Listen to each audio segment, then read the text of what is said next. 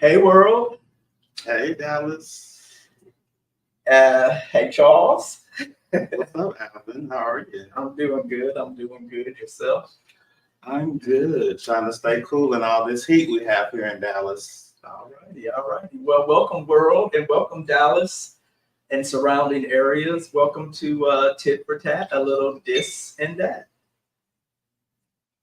So today, Charles, we are going to talk about what is MUDVILLE.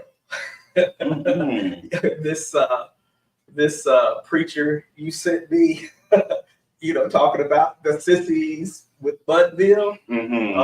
That kind of piqued my curiosity. Here we go again. First, I know there's lots of them out there, but there was Juanita Bynum and Kim Burrell. What's the lady who says you sissies? Mary Magdalene. What's the lady's name? Mother Frances Kelly. Frances Kelly. Now this joker right here with his his sissies on Mother's Day. They do it all the time in church. It's bad. I mean, it's kind of just ridiculous, though. So sad. Especially on Mother's Day. Like, what? Why even bring that up? Like, what's the point? So stupid.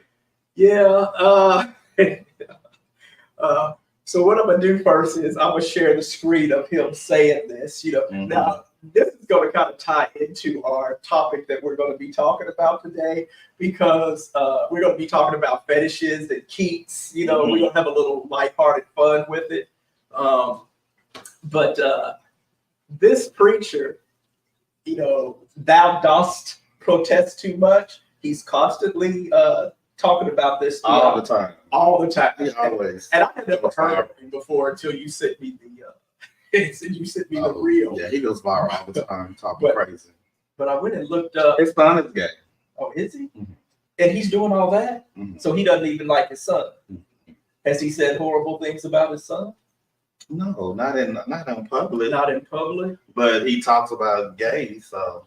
Well, I think he's probably a latent homosexual himself, because he talks about it too much. Yeah, right. And he tends to know too much about what we're doing, Well, I mean, now the terms are out there, so like if somebody in the comments like, I'm a straight woman, I know what he meant by top and bottom, so I can kind of let that slide. But just the point is, why do you keep talking about stuff that you're against? Hey, like, yeah. Why?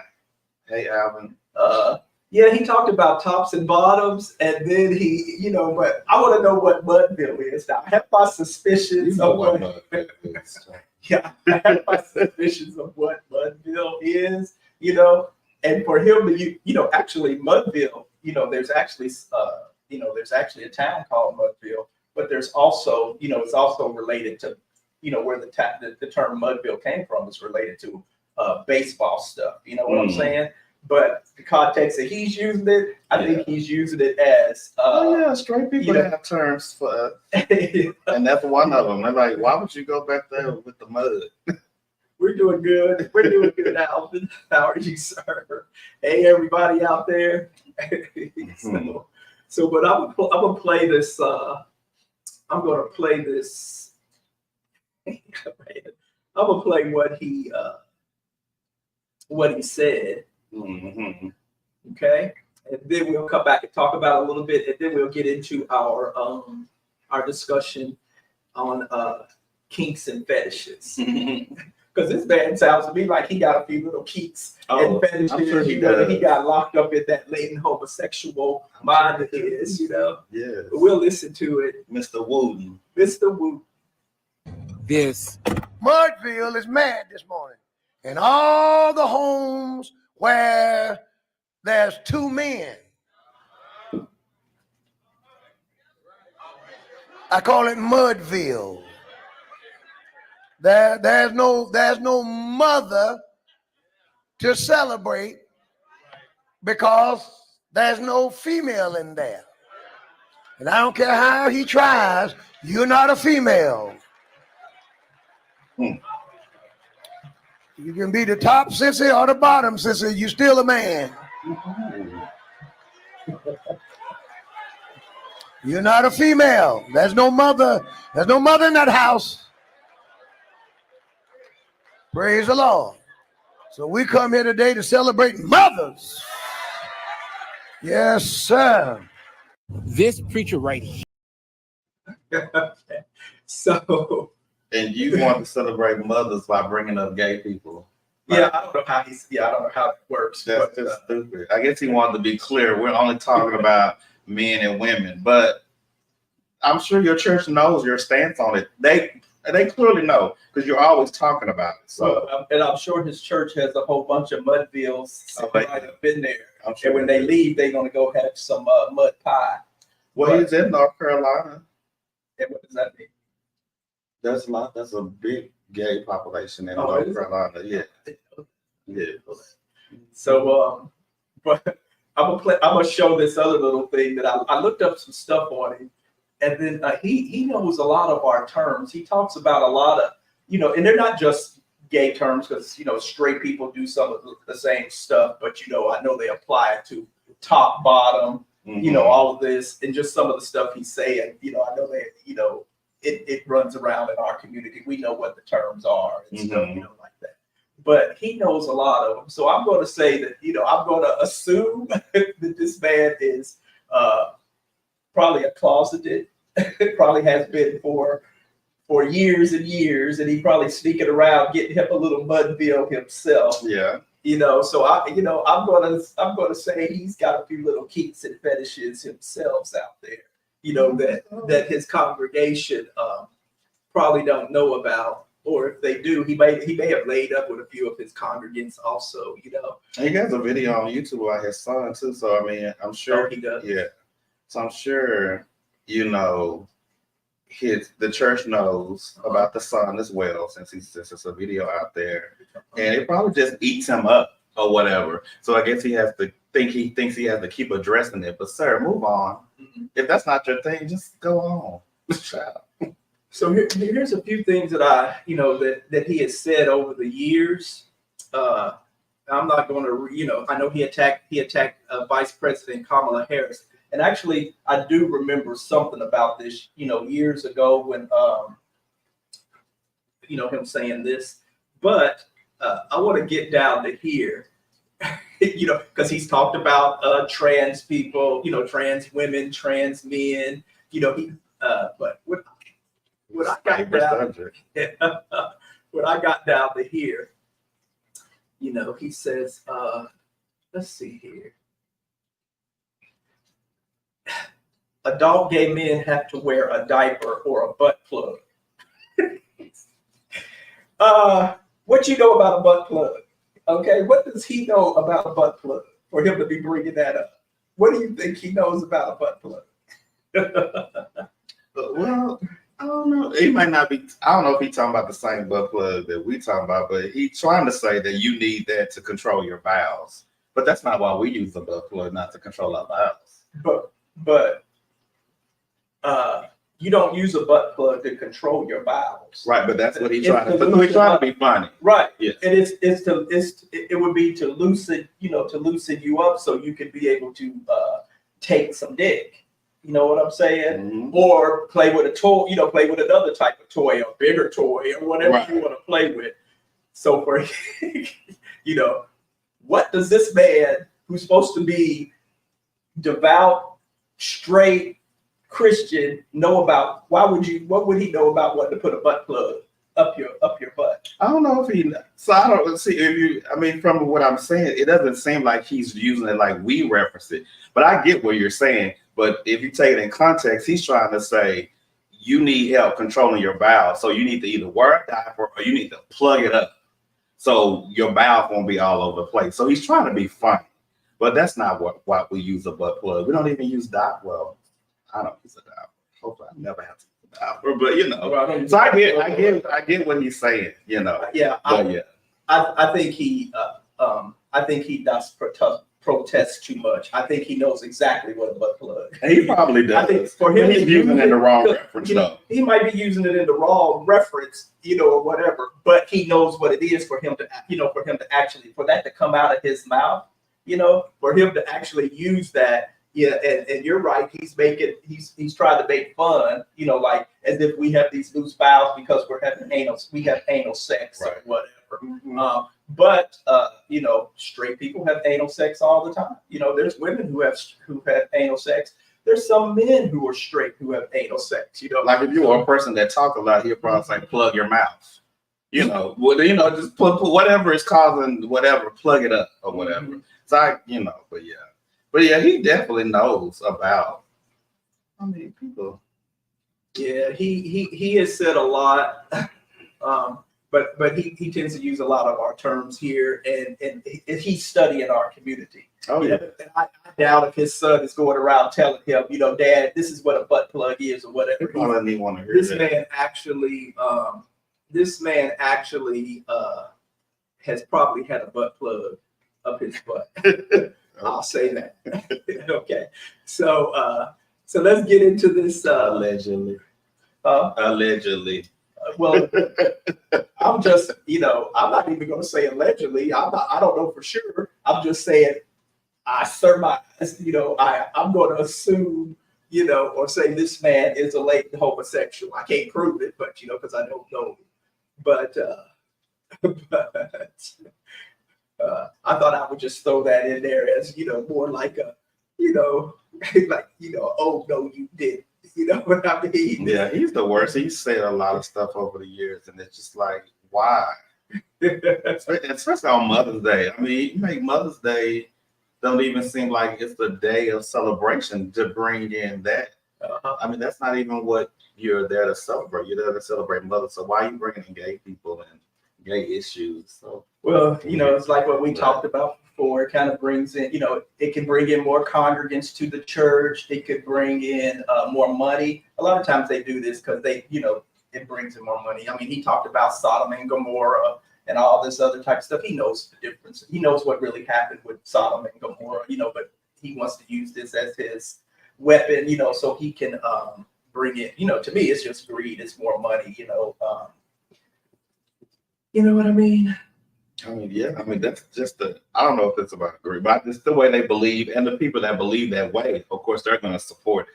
So yeah, you are going to get money from the people that believe like that or whatever. But I don't know. It's just like that's their mindset, and they're totally against it. But my thing is, if that's what you constantly talk about, that makes me look at you like you have an issue with this, because no one constantly talks about something that they don't have any concern or any interest in or whatever.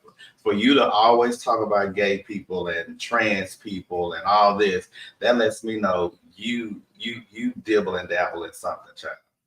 Because your focus is all over here when it should be over here. Yeah. Jesus. Since you're a bishop, talk about Jesus. You know, not gay people. It's crazy. Usually you hear stuff like this when it's constantly, because most people ain't gonna pay attention to that type of stuff.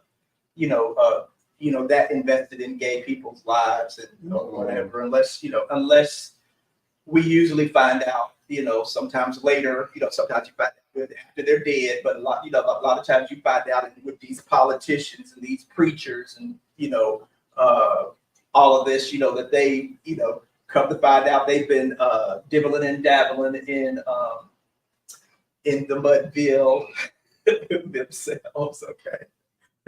and then, you know, if it's clean, it probably won't be MUDVILLE. You know, so there's a little tidbit for you, Wooten, okay? Right. Whatever your name is, freak. Right, definitely a freak. You a freak just like the rest of us, okay? Yeah.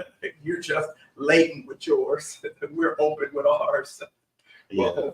Right. Yeah, I mean, we are, but like you know, for him to be a bishop, he would be thrown out the church if he just came out, you know, unless he did an affirming church or whatever, which is probably something he should look into, because you clearly are interested in gay issues and you know, just being gay and whatever. So yeah, open you up an affirming church, divorce your wife, and then, you know, get you a husband. Oh yeah, get everybody in, or get you a husband.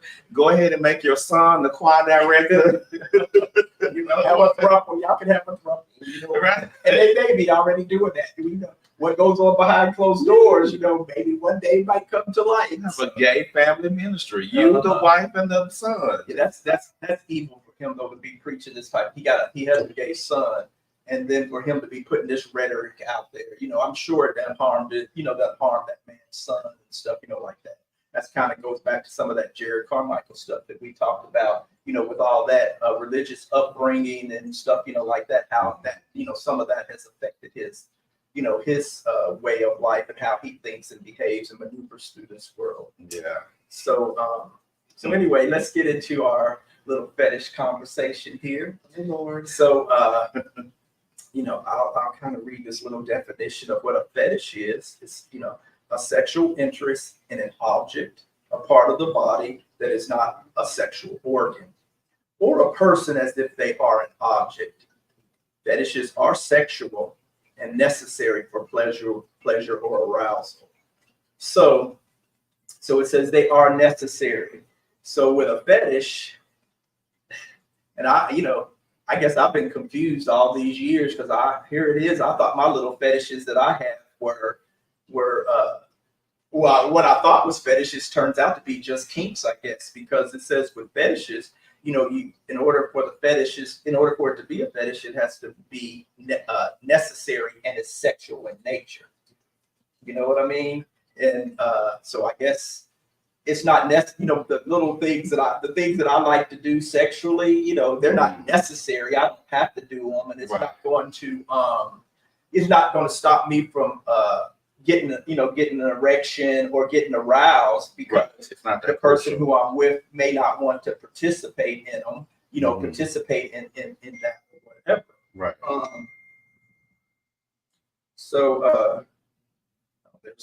That's the politicians hitting me up for money again. It's costed during election season. They all want money, donate. Yes, they do. So yeah, but here all this time, I thought what I thought were fetishes really turns out to be kinks for me, because even though You can go without them. I don't have to do them, and it's not going to keep me from getting aroused, Yeah. and it's not going to keep getting an erection or anything like that, or participating in sex. So I guess with these fetishes, if you can't get aroused, or you can't just say if you're a man and you can't get an erection and arousal out of it, or a woman can't get out of it unless you're doing these things, then I guess that's what a fetish is. And then, but wow, okay, what are your thoughts on that? I mean, that's the definition I have too, is that it's a strong, enduring attraction to a specific object, body part, or activity that plays a crucial role in someone's sexual arousal and pleasure. And that would be like, feeds or the bondage stuff, all different kind of stuff. But like you say, for me, going down the list, none of it's crucial. I mean, I don't need to have it or whatever, but I guess for some people it is. I mean, yeah, we all have, different stuff that we like or whatever, but so yeah, I guess I wouldn't really fall under the category as a fetish either, because it's not something that I just have to have. Yeah, so I mean, for those that do, hey, more power to you or whatever. I mean, keep getting what you like, if that's what turns you on or whatever. But yeah, I always said that I had a particular fetish. We'll probably talk about it or whatever. But hearing that definition, like you said, I don't think it really pertains. It wouldn't fall under fetish because it's not something that I have to have. But it does. I mean, I do like it, whatever. So the other day when you told me that you didn't have any fetishes, you were just kidding, man. Okay. Oh, okay. I didn't know if you were kidding or if it was serious, but I remember telling you, well, you probably got some fetishes. You probably just said, okay, so yours probably falls under kinks and stuff too. But yeah, I didn't know if you were serious. No, one of them falls under fetish. So remember, I called you. I said, well, you're vanilla then. And you said, what's vanilla? Okay, all right. But one of mine falls under the fetish, but it's not crucial for me though. Right. Yeah, but So because I'm looking at one, I do have one that's under here. I have a few, so here's the definition for it's for kink, non-conformative sexual behavior, but also not necessarily sexual, really sexual in nature. The term kink has been claimed by some who practice sexual fetishism, participation in or taste for uncommon sexual conduct. That's a comment there. Any kind of non-traditional sexual practices, concepts, or fantasies. Something opposite to vanilla sex. Openness to sexual experiments, sexual practices that most people consider to be wild, unusual, or extreme. So I would say that they're very similar though, because even when I looked up kinks, it even listed one of the fetishes. So it says, that it could be fetish. However, it doesn't stress the fact that it has to be a crucial part, it doesn't have to be some, but it is something that, unconventional sexual practice or behavior that's kind of outside of the mainstream or outside of the norm or whatever. So to some people, they're like, ooh, whatever, because it's outside of the norm or whatever, but it may not be something that you just have to have or whatever. But it did list some of the same fetishes. So I guess fetish kind of fall in there too, but I guess it's something, I don't have to have it when it comes to kinks or whatever. So I think the kinks, they'll cross over, like your kinks and fetishes can cross over, but only if it's sexual in nature will it become where the fetish is, because because it says all fetishes are kinks, but all kinks are not fetishes. Right. So I'll take my little I'll go ahead and name I don't have a lot, but I do have a few what I thought were fetishes. They really aren't kinks. But and my mother's gonna hear this, but because she watches this show, so she's gonna hear it. But I like to be open and honest or whatever. So I'll just say, what I thought was, like rimming, like anal. Actually, if you really look at it, most people, if you've had sex, unless it's just straight vanilla sex where it's the man penetrating the woman in a missionary position, because that's what's considered what they call normative sexual activity between a man and a wife. Even people outside of, people who are having sex outside of marriage, really that turns into a kink. Yeah. You know what I'm saying? Because it's outside of the normative, what is considered biblical, the biblical normative version of what was supposed to happen, or what they, what the Bible says, or whatever, and mainstream society deems as what's normal sex. It's just really missionary position. Man puts his dick in the vagina, and then you just have regular normal sex. Really, anything outside of that is actually a kink. You know what I'm saying? So, I guess if it's the man starts sucking on the women's on her nipples, then you're really going into a kink, because that's outside of the norm, of what normative sex is. If you start even massaging, if you start massaging the person's body, that's going outside of the normative of what normative sexual behavior is. Okay. Kissing all over the body or whatever. So as a gay man, I do like rimming, you know what I'm saying? That which what I thought was a fetish really is a kink, because I don't have to do it, but I like it and I enjoy it, I might not do it to everybody, you know what I'm saying? And may not let everyone, whoever I'm having sex with do it to me. You know what I'm saying? But I do like it and I do find pleasure in it. I will, if the feet are clean and you got nice looking feet, whatever, I will suck on a few toes, like Jared did, like Jared did in his video. I will do that, whatever. To me, no part of the body is off limits, sexually or pleasure, unless that person doesn't want me to do something to them or get into this or do that, or pleasure them in that type of way. Now, there are kinks and fetishes out there that I don't get into. I don't get into fisting. I don't get into B&D, that type of stuff. I'm not going to get in. I don't get into like cutting or where blood's going to be drawn or something, like that. So, but like my kinks are, I do like underarms. I love, licking and sucking under underarms. I do have I don't know, I have a kink for body hair, but I like guys without body hair too. But I do like pubic hair, underarm hair, and if you have a little hair on your body or some hair on your body and stuff, I like that. I know there's some guys who say they don't like a hairy butt crack, or whatever, but that doesn't bother me long as it ain't like this long, or you know what I'm saying, like real long and stringy or whatever. But I do have like a little kink fetish thing towards body hair.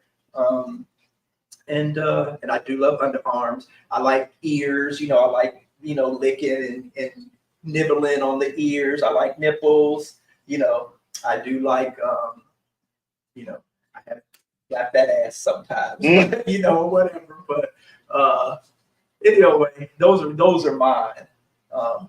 Now, you can say if you want to say some of yours or not, but that's up to you. I just sat there and exposed my whole, my whole stuff I like to do sexually. And if the person who I'm with doesn't like any of that, then I'll respect it and not do it. But I will try it first, and then if they tell me they don't like that or whatever, even with nipples and stuff, like that. Some guys, they don't like their nipples like either pinched or nibbled on or whatever. They just like a little tongue or something on it, right? Whatever.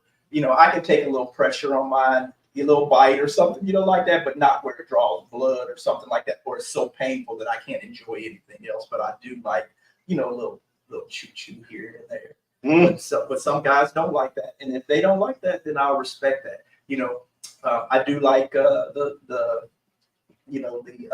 whole body, the body rubs and I know some guys don't like the sucking on the neck and on the body and stuff because it leaves little marks or something, but I like that. I won't do it to them if they don't like it, but if they do, you're gonna be in for a wild ride.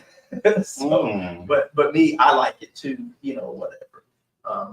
But it's not necessary. So I'm gonna have to throw all of mine into the kink category pretty much, and then not the fetish category. But all these years I thought they were fetishes.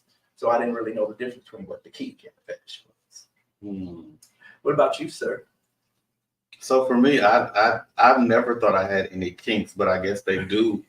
They do fall. Well, the one I do have, it falls under the kink area because I always call it the fetish, and most of my friends, they pretty much know. This is my close friends. They know of this fetish. But I always call it fetish because I thought that's what it was. But now that I know that I don't really need it or whatever to be aroused or whatever, it really wouldn't be a fetish or whatever. I mean, there's a lot of things that I like. Like, I like someone kissing on my nipples and stuff. But I wouldn't say that. That's just, to me, it's just a part of the act, the sexual act to me. So I don't consider all that kinks or fetishes or whatever. So the one fetish that, and like I said, it's not a fetish now that I know, but the one kink, I guess, that I've always had for years is underwear fetish. I have an underwear fetish. I love underwear. So and I love wearing them. I don't really have to see it on others. Well, I do, but before I see it on you, I want to see it on me. So I always buy what I think are cute drawers or whatever.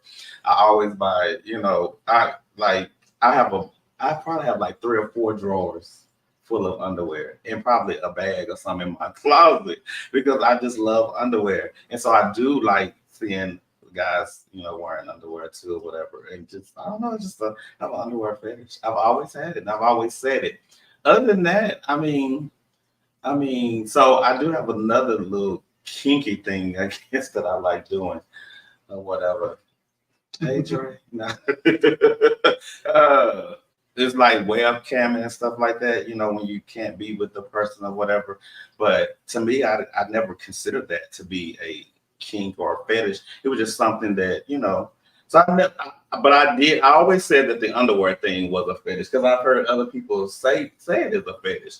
Like, so my list that I saw online, it basically was talking, like you said, the BDSM. Yeah, go ahead. Keep on my dog. Oh, yeah. The BDSM, that came up on my list.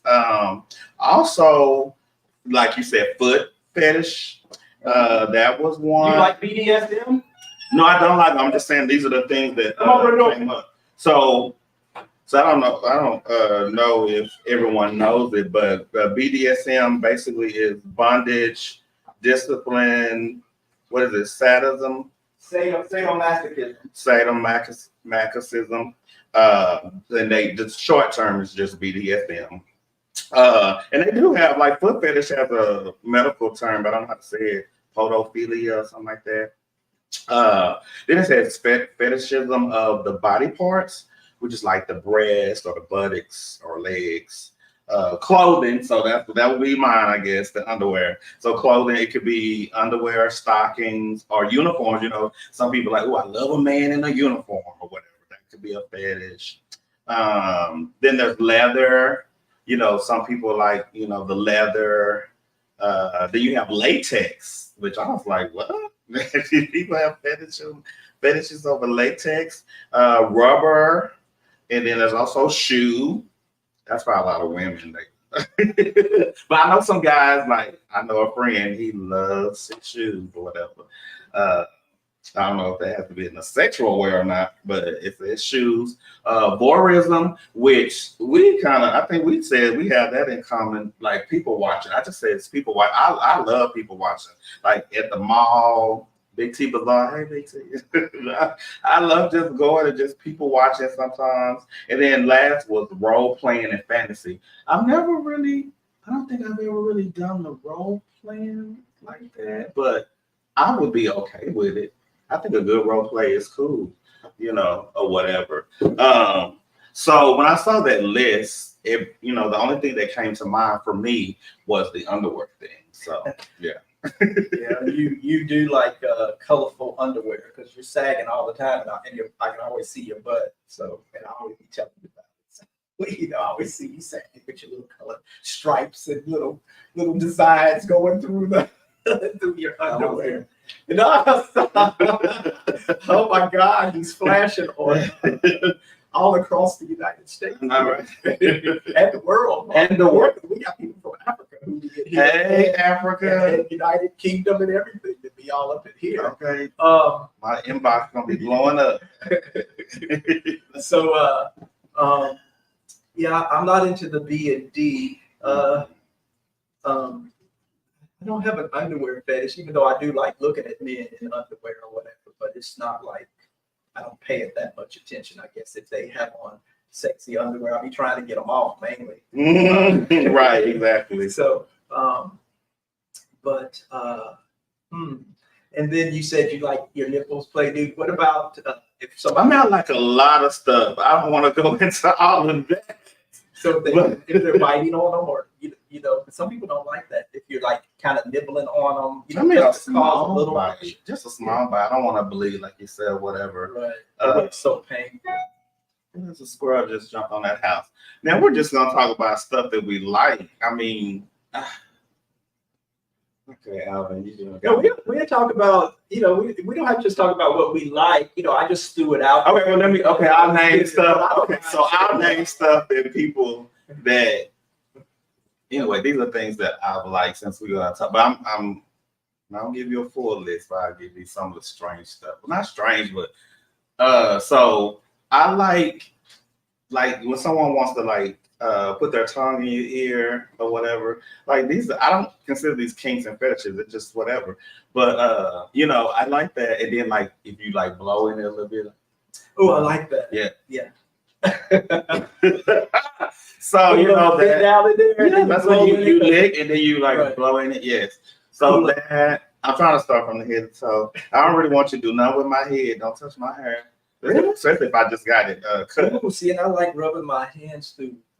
I mean, you can, but I like holding on to it and then just. Oh man. I don't really like. I mean, you can, but if I just got my hair cut, no, I don't like it. Nothing with my eyes. I don't like nothing really on my face. You don't like your eyelashes? Yeah.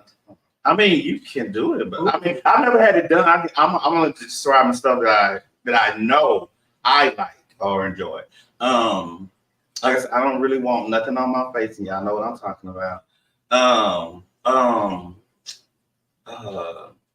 My nose, no, lips. I love a kiss, but you know, of course, that's not a fetish or whatever. But whatever, love kissing.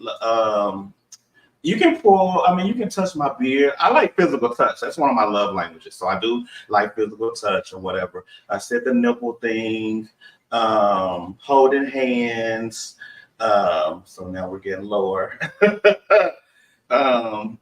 As far as all this area, you can pretty much do whatever you want to do. Have your way. Have your way up down there and sucking and okay. Sucking and whatever, playing, pulling, all that. You can do all that. My legs, man, I have beautiful legs, y'all. You probably never very nice. Probably never seen them or whatever, but I mean, I don't mind you rubbing them or whatever. That's fine. Feet, you like licking on them up and down, all up and down. Get with that hair on there too. You know that'll send a little tickle on. Yeah, I mean, I'm not against it. I mean, I'm not against anyone trying to please their partner, and like you'll never know until someone actually tries what you like or what you don't dislike, or they tell you. Yeah. So like the eyelash thing you mentioned, I've never had it done, so I don't know if I like it or dislike it. You just take your tongue like that. But as long as you don't got nothing, real life. as long as you ain't got nothing nasty on your tongue, I don't want to have an infection in my eye. You don't go in the eye. You just take your tongue lightly across the eyelash. Just like, and then just and as you brush across it, it gives like a little tickle, a little sexual tickle. Oh, okay. It's sexual tickle in my eye. Yeah. I didn't even know my eyes were sexual. Every part of your body is basically an erogenous zone. For most people. Now, some people are overly sensitive, and some people aren't sensitive at all. So some stuff you can do to people, and if they're not sensitive or have a little ticklish to them, it may not faze them. It may not be nothing to them, or whatever. But if somebody has a little bit of sensitivity to any parts of their body, just like even down in the crotch area down there, you go up and down, and then you go up, and then right below the balls, if you especially if you say you suck and oh wow, my mother is going to freak out when she hear this. Hey mom, again. But even if you jacking the guy off, right? And if you hold it up, and then you lift up them balls right up down there, and I forgot can't think of what it's called right now, but right. Yeah, I'm touching myself right now. But right up under the balls, if you licking up and down and sucking up and down on that while you jacking off, jacking that person off or whatever, that's going to give even a different sensation when that person does come. You know what I'm saying? It'll set you off. So, so I ended on the feet. So I don't know if I can't remember the last time someone sucked my toes or anything, but I'm not against it. I think it's it's cool. So I think I've covered the whole body or whatever for me. But like I said, I never put those in a category of fetishes and kinks. Those are just things I like. But like I said, the only one that I just really know is the. Oh, okay. So now, so we talked about the body. You brought up the body fetish and kinks. And now, what about group fetishes and kinks? Oh God, I didn't know that was a thing. But I guess it is because we do have those. Anything outside of the normal, and that's why a lot of people don't think that they have fetishes and kinks. But most people, probably 75 to 80% of people in the whole world, has some type of kink or fetish, that they enjoy doing. People just don't know about it, or they don't express it to people except to their partner, or whoever they're messing around with, or whatever. or some of those fetishes they keep in their head, and they're out there doing a bunch of sexual weird stuff where they can be harming themselves or somebody else with a fetish, especially when it crosses that line into sex addiction or something like that, where you can't control it, and then you're harming somebody else with it. Once it's that, then it crosses into an addiction type thing, or whatever. But other than that, most of the stuff that we do in life, they do fall into either the kink or fetish category or both.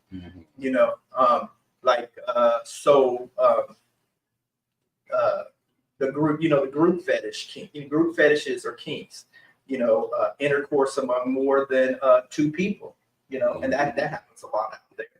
Yeah, a lot of people, they love threesomes and, or whatever, or allow somebody to watch or have there, like the cuckold thing, whatever. Yeah. You have your husband or boyfriend watch you, the lady or the guy, or whatever, do something with somebody else. So yeah. And I've been into a couple of threesomes, with consent.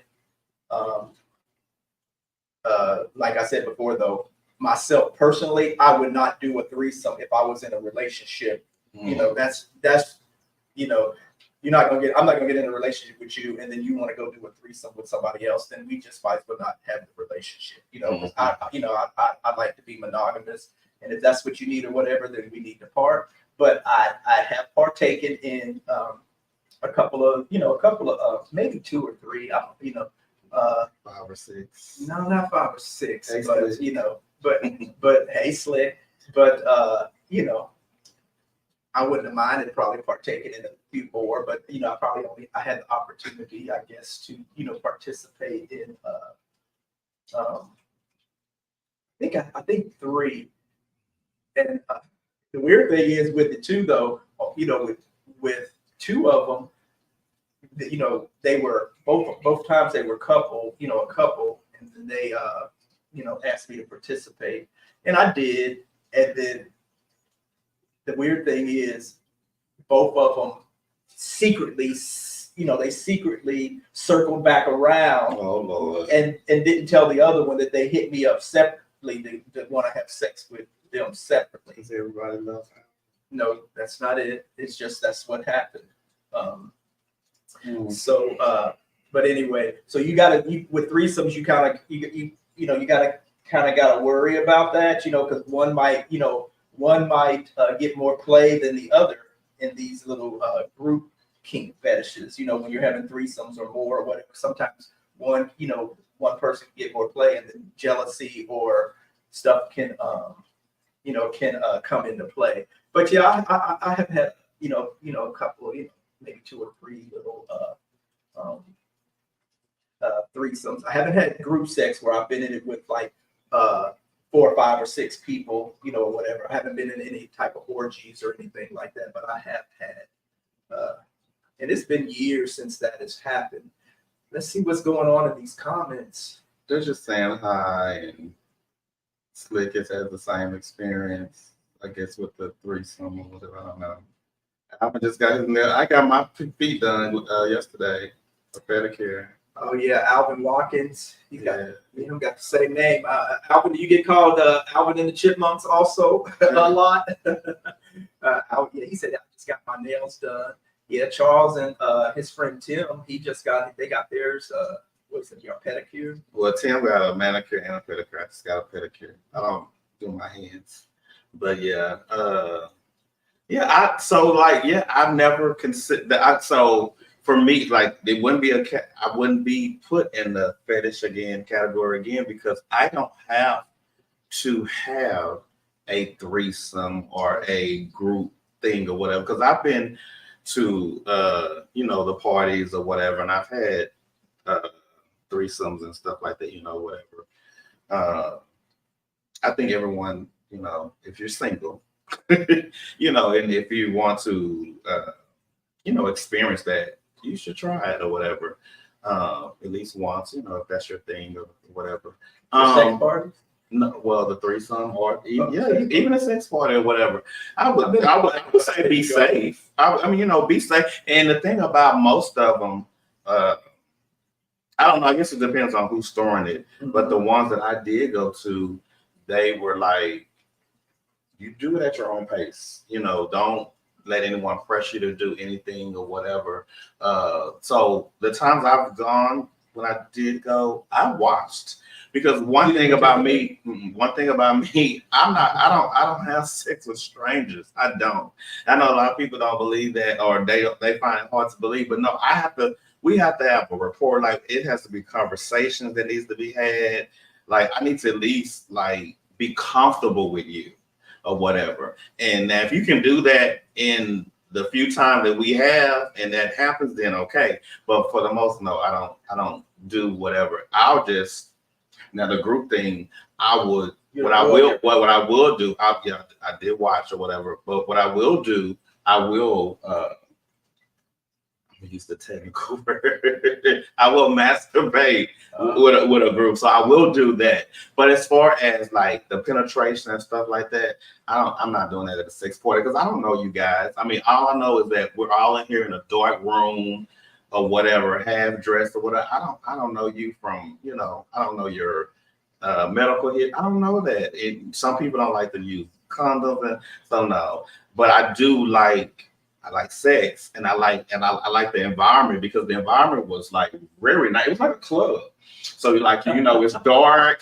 You have the music playing. There was porno videos on. There's drinks. And the drinks are usually free, so the drinks will keep pouring because they want everybody to have a good time. Sometimes there's snacks. You can smoke there if most time if you eat cigarettes or weed, whatever. They have hookahs there. I mean, I haven't seen.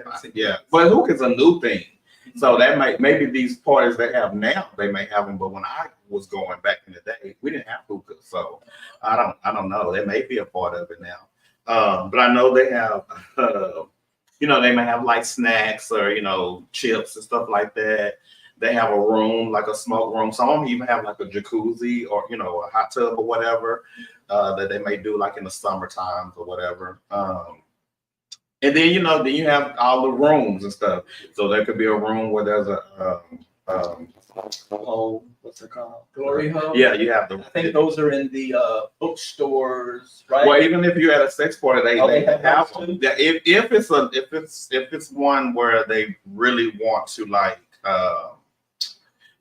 profit, they'll make all that stuff available. And one I went to, they really was trying to put the one that were really established, they were official bathhouses. They were really trying to put them out of business. But they were black people. So most times the ones that are established are probably white. You have a lot of white men. So this one drew all the black guys or whatever. So they did have the glory holes. They had swings. Was the swings more for the BDSM? Was any of that going on? Have you seen any of that going on? I've never seen it. Usually that's where I know black people probably do get into it, but I've never seen black people do it. In my own eyes, but I'm pretty sure they probably do it. But no, the swings were just to get somebody in there and have sex with them or whatever. Yeah, because usually those, not all the time, but those usually kind of correlate with the BDSM type of stuff. You get in there and then you can be having sex, I guess, or whatever, and then get your little butt spanked with a little cat o' nine tails or something like that. But they have a fraud. People have a fraud different type of reasons. Yeah, whatever. Yeah, but yeah, because you are kind of I'm from. I mean, you kind of right. So yeah, and then of course there are rooms, there are beds or whatever. So yeah. I never really thought that was a fetish or whatever, but it is something that people enjoy every now and then. But like I said, I would never do that if I'm in a relationship. What about tops and bottoms? But for me, I have been invited to the sex parties. I just haven't went to them. But I've heard about them and what goes on and stuff, like that. And then I've seen some, I guess some of it, what I see in porno videos, they're at what they say, I forgot what they call it, the cabin. I don't know what they say, and there'll be a whole bunch of guys in there. So I'm assuming it's kind of like that. A cabin?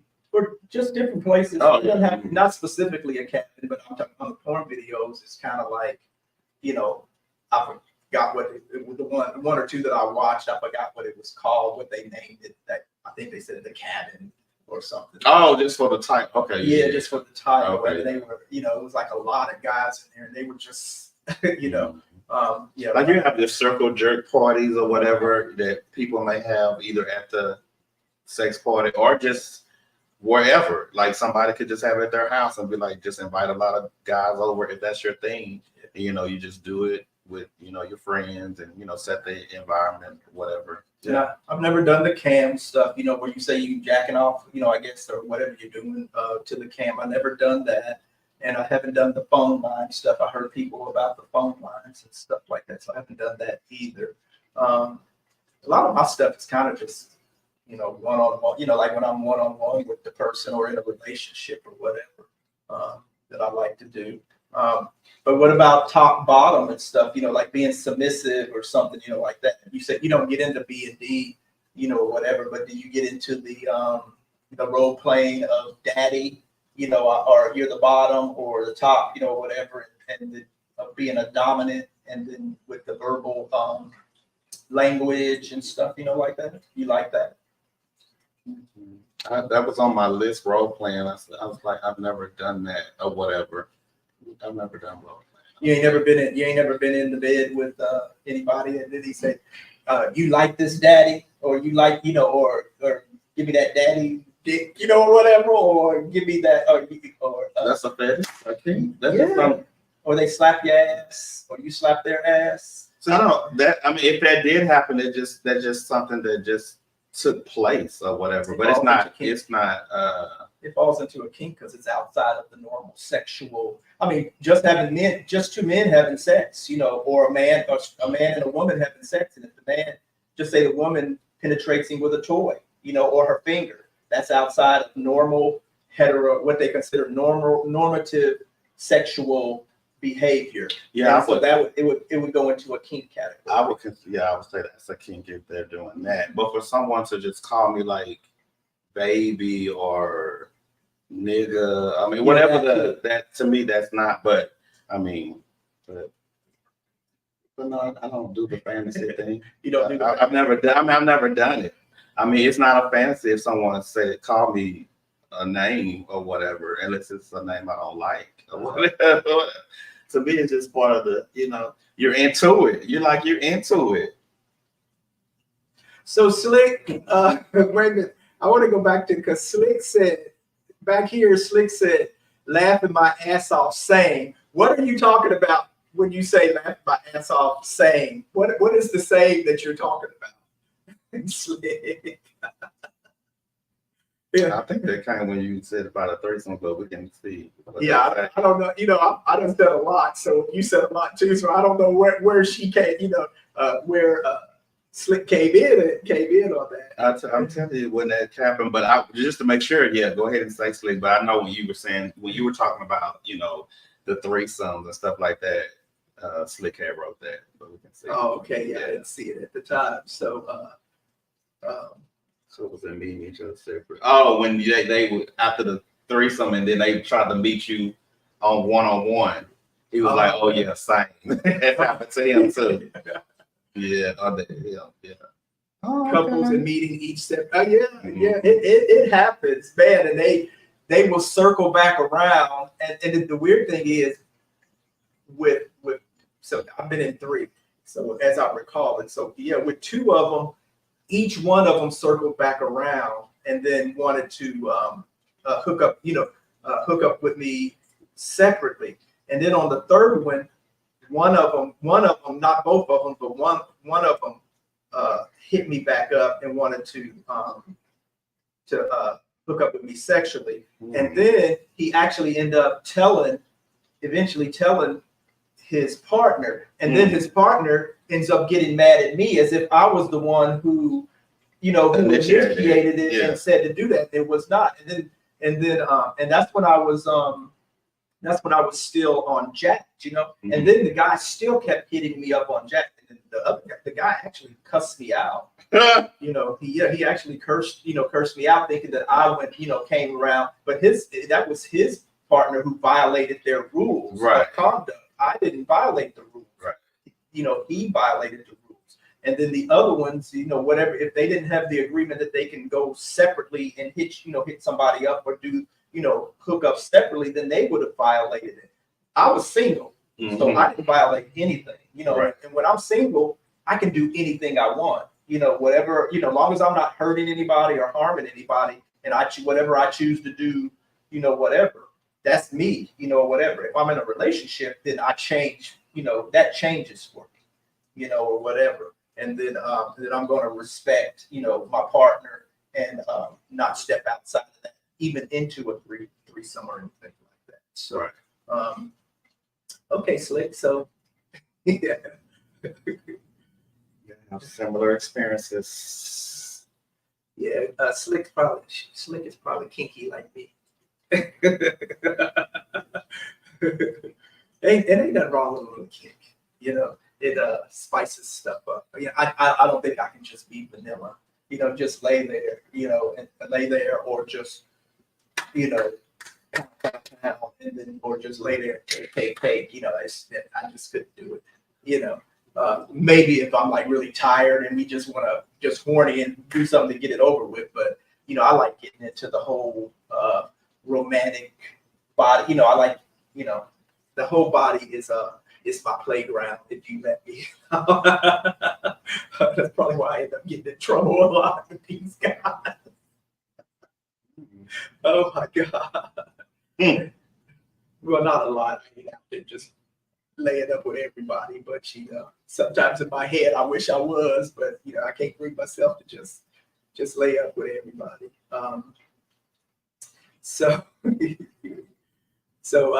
So we talked about the domination and stuff, like it kind of, like top bottom, that kind of falls into, like the dominant, because, society actually thinks that the man is more dominant over the woman, because, she's on the bottom a lot of times, but women can be sexually aggressive and stuff also. They might get on top, or they might, control the man and tell him what she wants him to do. And I want you to do this, or they can get it. The woman could be the dominant one in the B and D, or whatever, and he can be the submissive, the submissive person, master and slave. It's like what we talked about.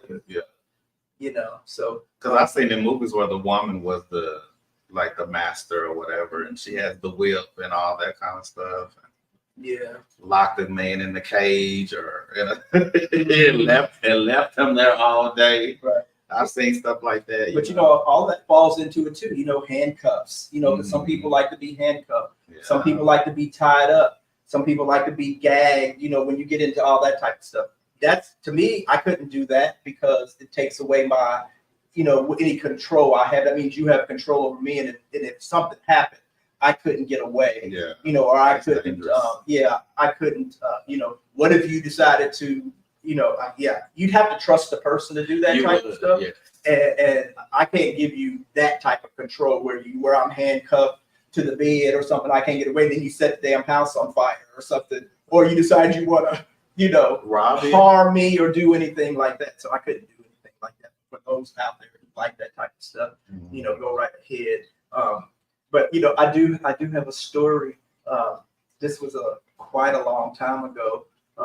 When I was in California, and I remember walking into my my two friends' apartment, and I haven't talked to them probably in it's probably been over 30 years or so.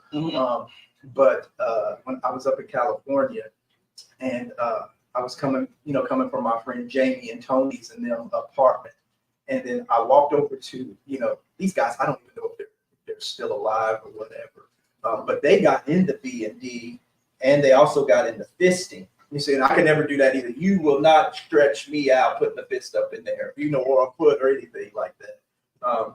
But I walked in, and I think they did this on purpose, because they were always trying to get me to get into a three-way with them, and I wasn't interested in getting into a three-way with them. They want to be so they had told me, so they had me to come over So I walked from down on Santa Monica Boulevard all the way from my friend Jamie's house all the way up to almost up there, 6 and Dunsmuir. I'll just put out the address, 6 and Dunsmuir. So I walked up there and they left the door unlocked on purpose, I believe, and then so I came in and I walked, and it was this smell in the house, and I was like, oh my God, what is that horrible, horrible smell? And then I started, and all of a sudden I heard this, and I was like, oh shit, what happened? And then I go and I walk past, and then I open the door, and there go one of them's fist up his butt. It was like literally all the way up it. And in the whole room, when I opened that door, the whole room just stunk so bad. I was like, oh my God, I had to get out of there. And then I left, then I went back and told my friend Jamie and told him, I went back and told him what had just happened. But I was younger and stuff. Now I wouldn't even say anything. I just go about my business. But back then, oh my God. And then that was my first glimpse of somebody being fisted. And then later on that night, we all went out, and they kept looking at me real strange. And I kept looking at them real strange, but it never came up. It never came out of my mouth what I saw or what I did or whatever. We went on about our business like it was like that. And one of them was actually a policeman. But did they see you though? They saw you. They saw me, and then they put that little, look on that little smile, look on their faces. They looked or whatever. With his fist, his legs was up and his fist was right down in there, and I was like, and then it was just, the smell was just overpowering for me too. But whatever you're into, folks, whatever you're into, long as you ain't harming nobody and it's consent, do what you like. That's not for me though. But so then we got the role playing, like we talked a little bit about the role playing, like doctor, nurse, the handcuff, the policeman, the handcuff, or whatever and stuff. And this doesn't always have to be sexual. This falls into, it can fall into the fetish and kink category, because it doesn't have to be, sexual. Some people just like playing, doctor and nurse, where they might not even penetrate each other or have any type of sexual contact at all. They might like dress it up. It's just like transvestites, that's like a kink. It could cross over into the fetish thing, but transvestites are straight men who like putting on women's clothing. And there's some men who just like wearing women's panties and stuff. And even though it's not, it's another person's not involved, they just putting on the panties themselves, and they might get some type of arousal, or whatever out of it, which would put it into the fetish category, kink fetish category. But some of them like putting on panties, and nobody even knows that they're walking around the office with panties on. This man, who everybody might see, they might assume this man is this butch, masculine, over the top, whatever. And then he's sitting behind his desk with some, fluoro, little Victoria's Secret. You know what I mean? But people have all types of stuff that we don't really know. Some Rihanna Fenty. Mm-hmm. Yeah, and then there's like some women like wearing men underwear and stuff, like that. And it might not even be sexual to them. They just like to put on men underwear, which would put it into the kink category. Mm-hmm. Nobody knows what's under people's clothes unless they show them or something, or they get arrested and the police make them strip, mm-hmm. Or whatever. So there's all types of kinks and fetishes and stuff that's out there. And then, like the doctor, the nurse, or whatever, they might not even have sex, and they might be, he might take out his stethoscope and, be doing, just looking and let me listen to your heart or whatever. And, and that might turn him on, or whatever. Might not turn her on, but it may, but it might not turn them on, and they might not ever have penetration or anything like that. Yeah. That's where it would be, fall into the kink category. Yeah. It's wild how, I was going to say weird, but it's not weird, but it's wild how these kinks and fetishes can cross over into each other's. There's some definite that cannot be a fetish because it can only be a kink, and then But the fetish if it's a fetish, it's going to definitely be a kink, and it's always going to be a kink, but it's also strictly a fetish. I mean, not strictly, but also a fetish. It's weird how different stuff, sucking toes and stuff, like that. Well, it can fall into the fetish category, even though it's a kink, it can fall into the fetish category because just say the person may not can't get hard. There's some people who have foot fetishes where they can't even, like, just say it's a man, he cannot get aroused or an erection unless he's touching the feet. They don't want you to, they don't want to have sex with you. They don't want no penetration. They don't want you kissing them, no touching them or anything unless the feet is doing it. And then, and that person cannot get aroused at all without, and then, so that I guess that's where that would be a fetish. But then you can have the foot fetish where it could be just the kink where, you just, you might like somebody massaging your foot, or whatever, or sucking on your toes or whatever, well, there's no penetration involved with it, so it falls into the kink category. And that's interesting to me how these different things, fall into the kink category. Voyeurism, right? Well, that's a kink. But if you cannot have sex with somebody without somebody else watching you, you know what I'm saying? Or you watching somebody else and then them watching you, then it falls into the fetish category. Right.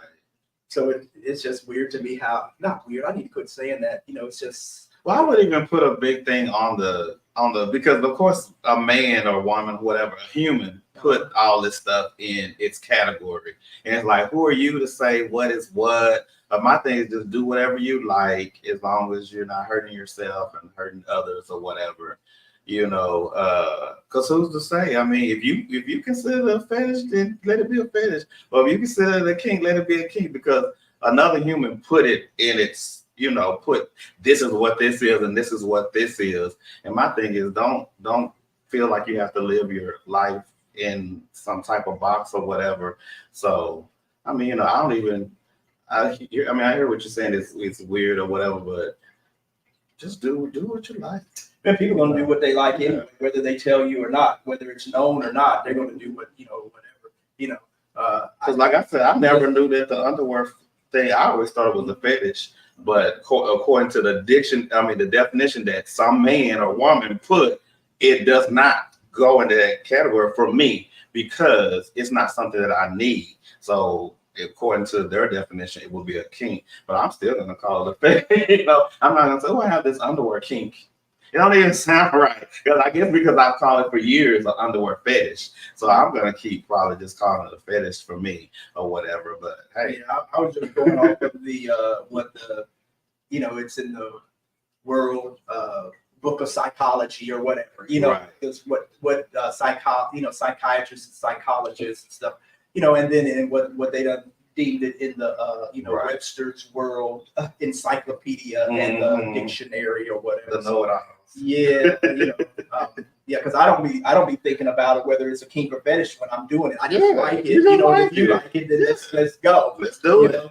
But or whatever. But so that's kind of where I got some of these definitions and stuff, and then just listening to some of what these people were saying, I went and looked at some videos and different stuff of the different people who get into, who actually have their clubs and different groups and stuff for kinks and fetishes and stuff, like that. And I was listening to, how they were defining it and what they were saying and what they enjoy. And then, when it crosses from being healthy to unhealthy. I remember when I first joined Facebook, this was years ago, because Facebook's been around for a while. And when I first got on Facebook, for me, Facebook, first of all, is going to try to unite you with everybody you went to school with, everybody that you probably worked with, and all that kind of stuff. But then it just started putting you together with people that you may have mutual friends or whatever. So I started getting all these, like, you may know this, you may know this person, you may know this person. So some kind of way I got this guy and whatever. So I added him and didn't know nothing about him, which most people on Facebook, I don't even know them. Yeah. I wouldn't even know them if I saw them in public or whatever. And I'm already bad with names. So if you even see me, you're going to be like, hey, you're my Facebook friend, baby. I don't know. But if you say we are, then we are, child. But yeah, so this guy, you know, on the Facebook page, he looks just like, you know, just the old regular dude. But as you started digging into his page, you found out that he was part of this society, this group or whatever.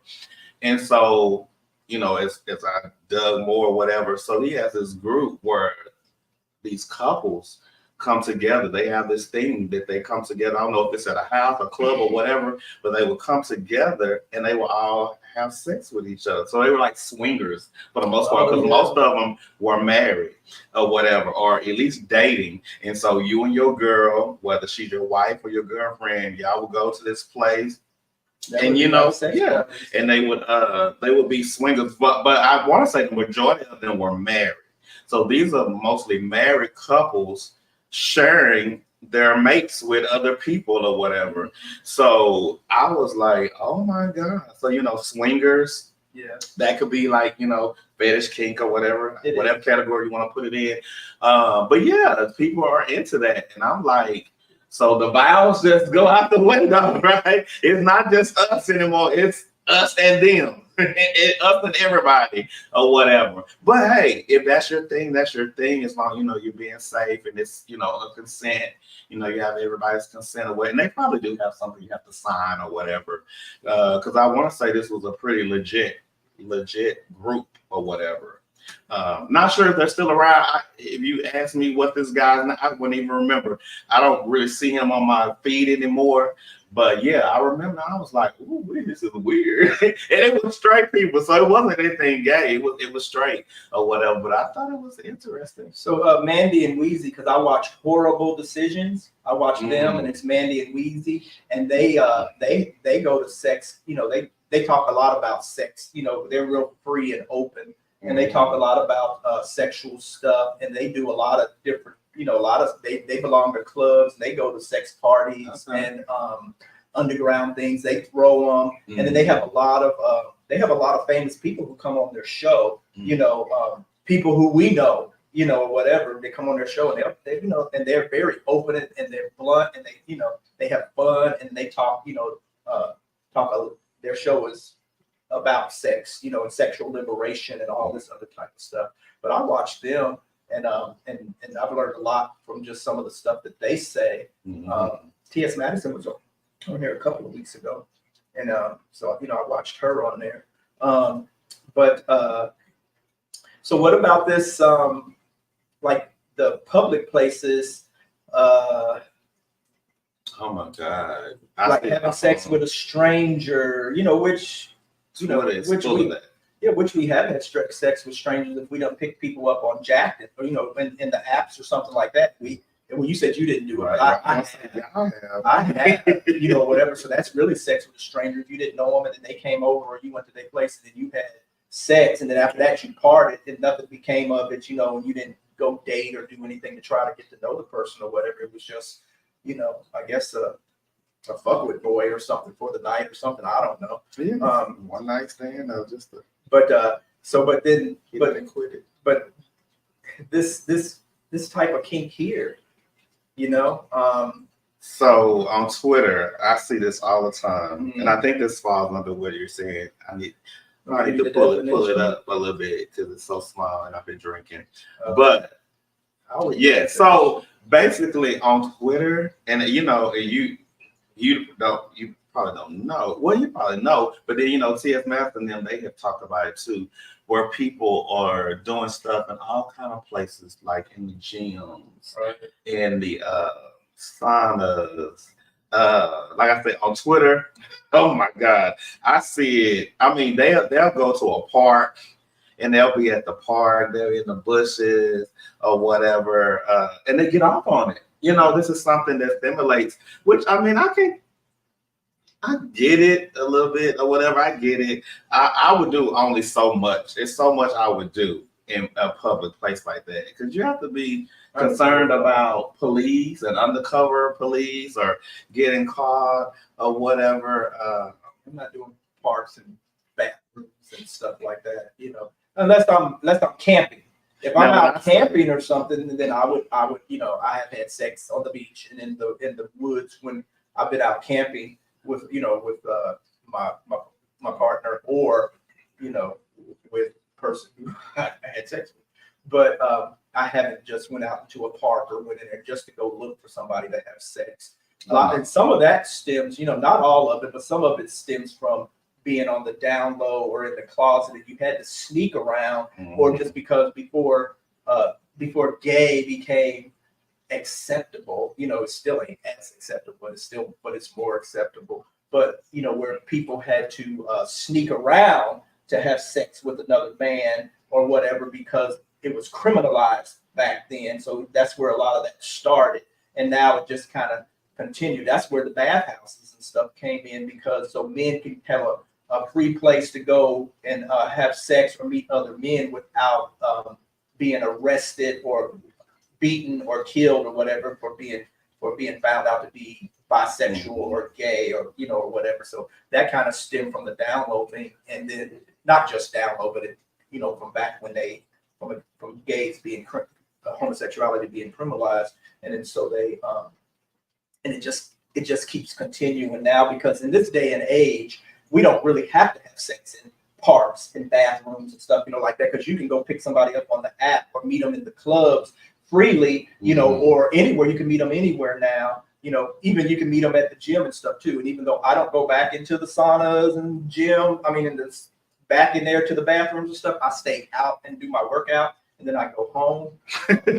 I don't go back there because somebody accuse you of this. No, because I do know what goes on back there. Because years ago, when I did go back there with me and my friend, Brian, when we used to work out together, we'd go back there before we left. We'd go take a shower, and stuff. But then we'd go back to the jacuzzi, the steam room and stuff, like that.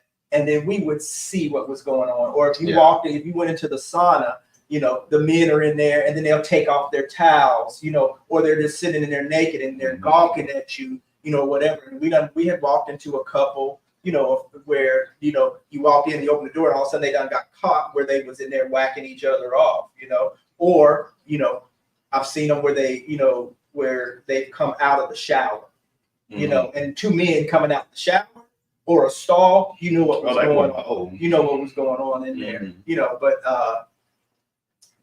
it just that thing right there was not my. Now, did I look? Yeah, I'm gonna look. I mean, like, ooh, whatever. But then I didn't participate.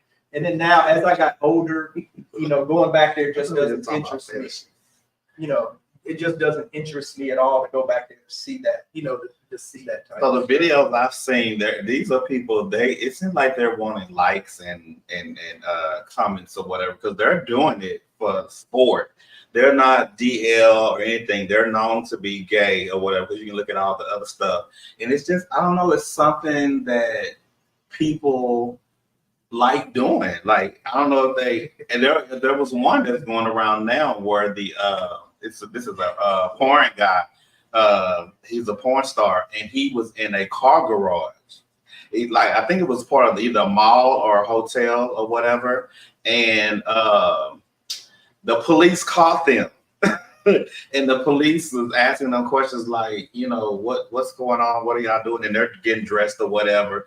But he was a real cool policeman, because he let them go without, arresting them and all that kind of stuff. So, I mean, some people, they just do it. I've seen people, they have their cameras and they're in the sauna and they're filming everybody, or they're jacking off or whatever. I've seen them, they're in the parks or whatever. So it's like, people are just into all these little fetishes and whatever.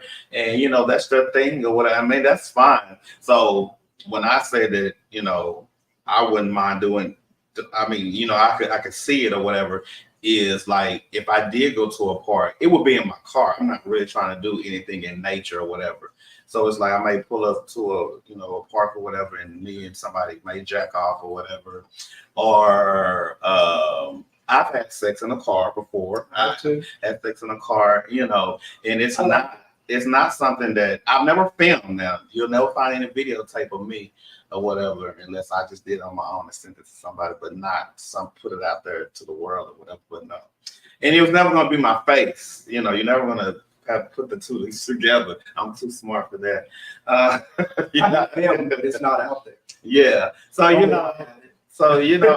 done stuff in the car. So I mean, that's what I mean. Like, I could get into some of it, but as far as like doing stuff where I could get like caught. No, I'm not trying to do nothing in no dressing room. I'm not trying to do nothing in the mall's bathroom or whatever. I'm not trying to do something in the park or whatever, you know, not outside. Now if me and the person, we're feeling something, we made that connection or whatever, and your house is way on this side of town and my house is way on that side of town, but we got a car, we can do it in, and I feel comfortable, whatever. And then I'll do it in the car, but it's not because it's like this fetish thing or whatever. It's just like we want to do something and we just do it right here or whatever.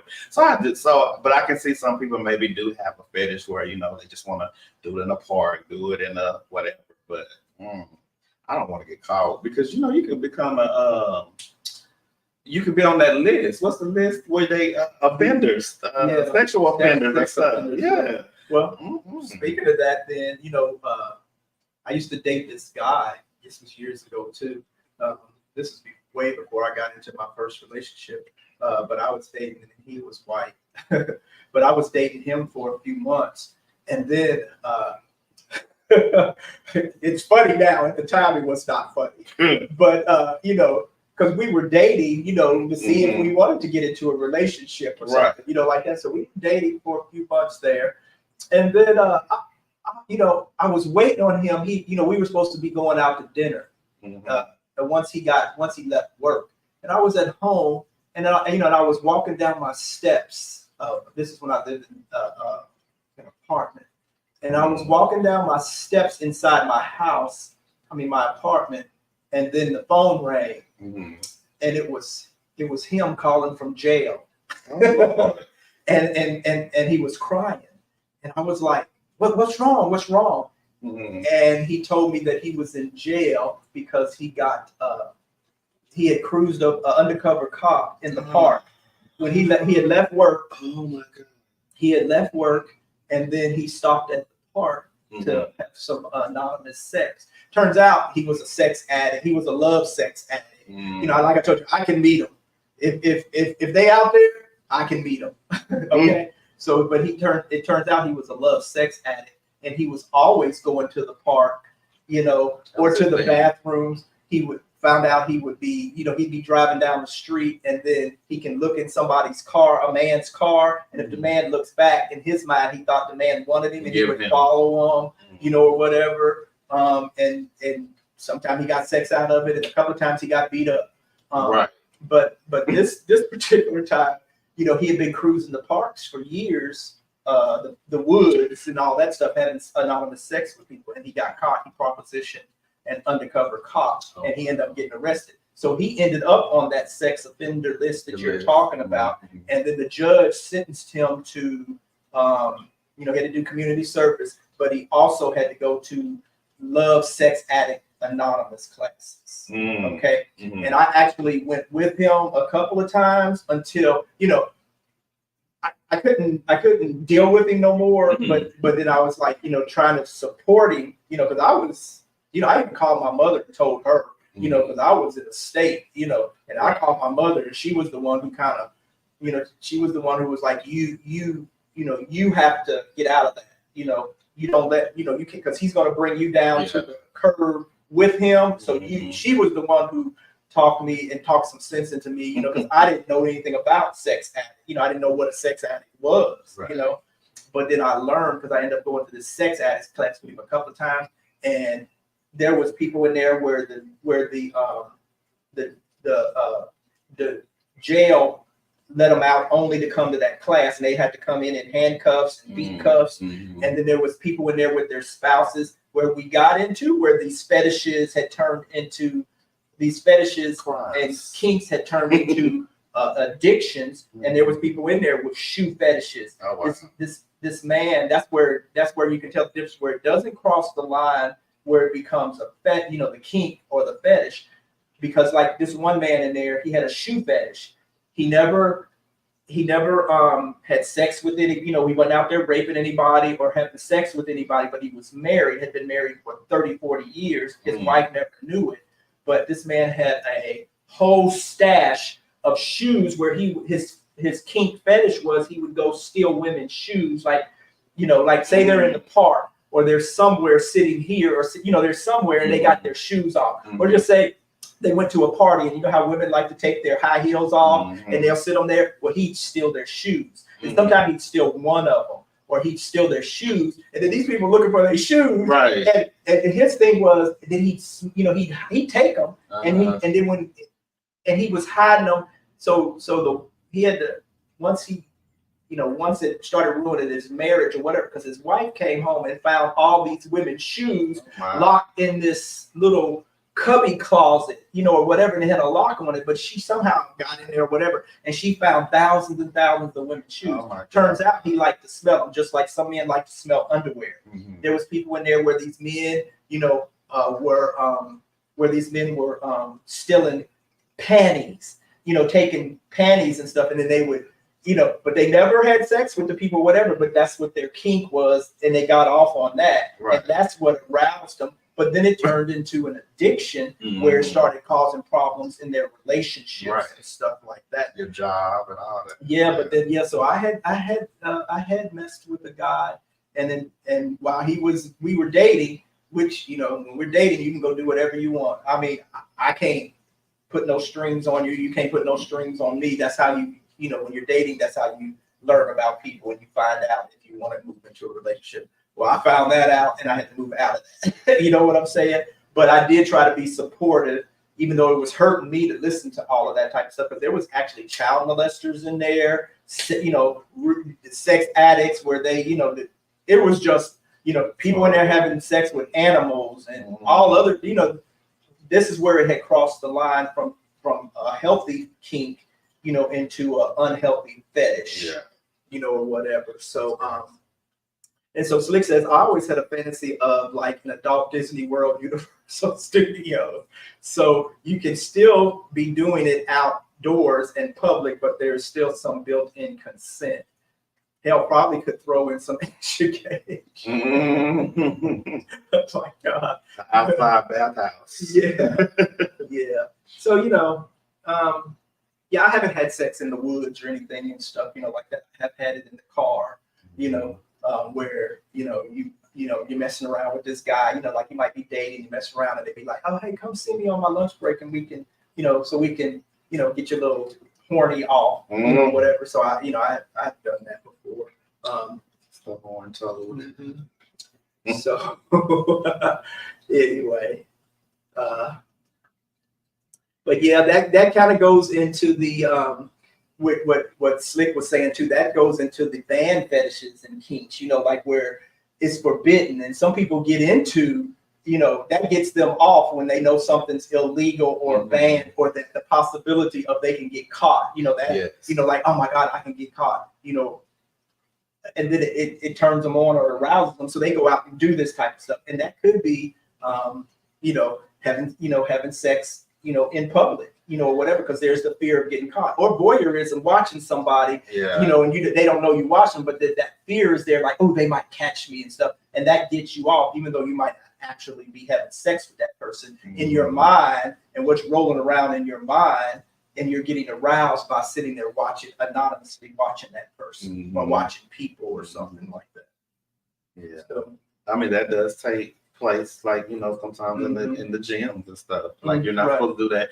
They even, so I go to the spa every now and then, and in the spa they even have that put on the walls, like there should be no sexual activity, and you only have that because somebody has probably done it, and you can, you know, otherwise you put it up. Right, why you have that there? And I've seen it where, so when you go to the spa, you know, if any of you guys have that in your city, I know some cities or states don't have them, but if you do, or you probably heard of them, they're like those Asian spas or whatever, and you go, they're family, most of them are family oriented, and when you go, they have all these different saunas. They're supposed to do different things, like some are supposed to bring out, you know, toxins and stuff like that. Some are really cold, some are really hot, some are in between. There's an oxygen one where you just get fresh air, whatever. You have the food food, and you have the public pools and everything where everybody come together. But you do have a men's locker room and a women's locker room. So the men go on one side, the women go on one side.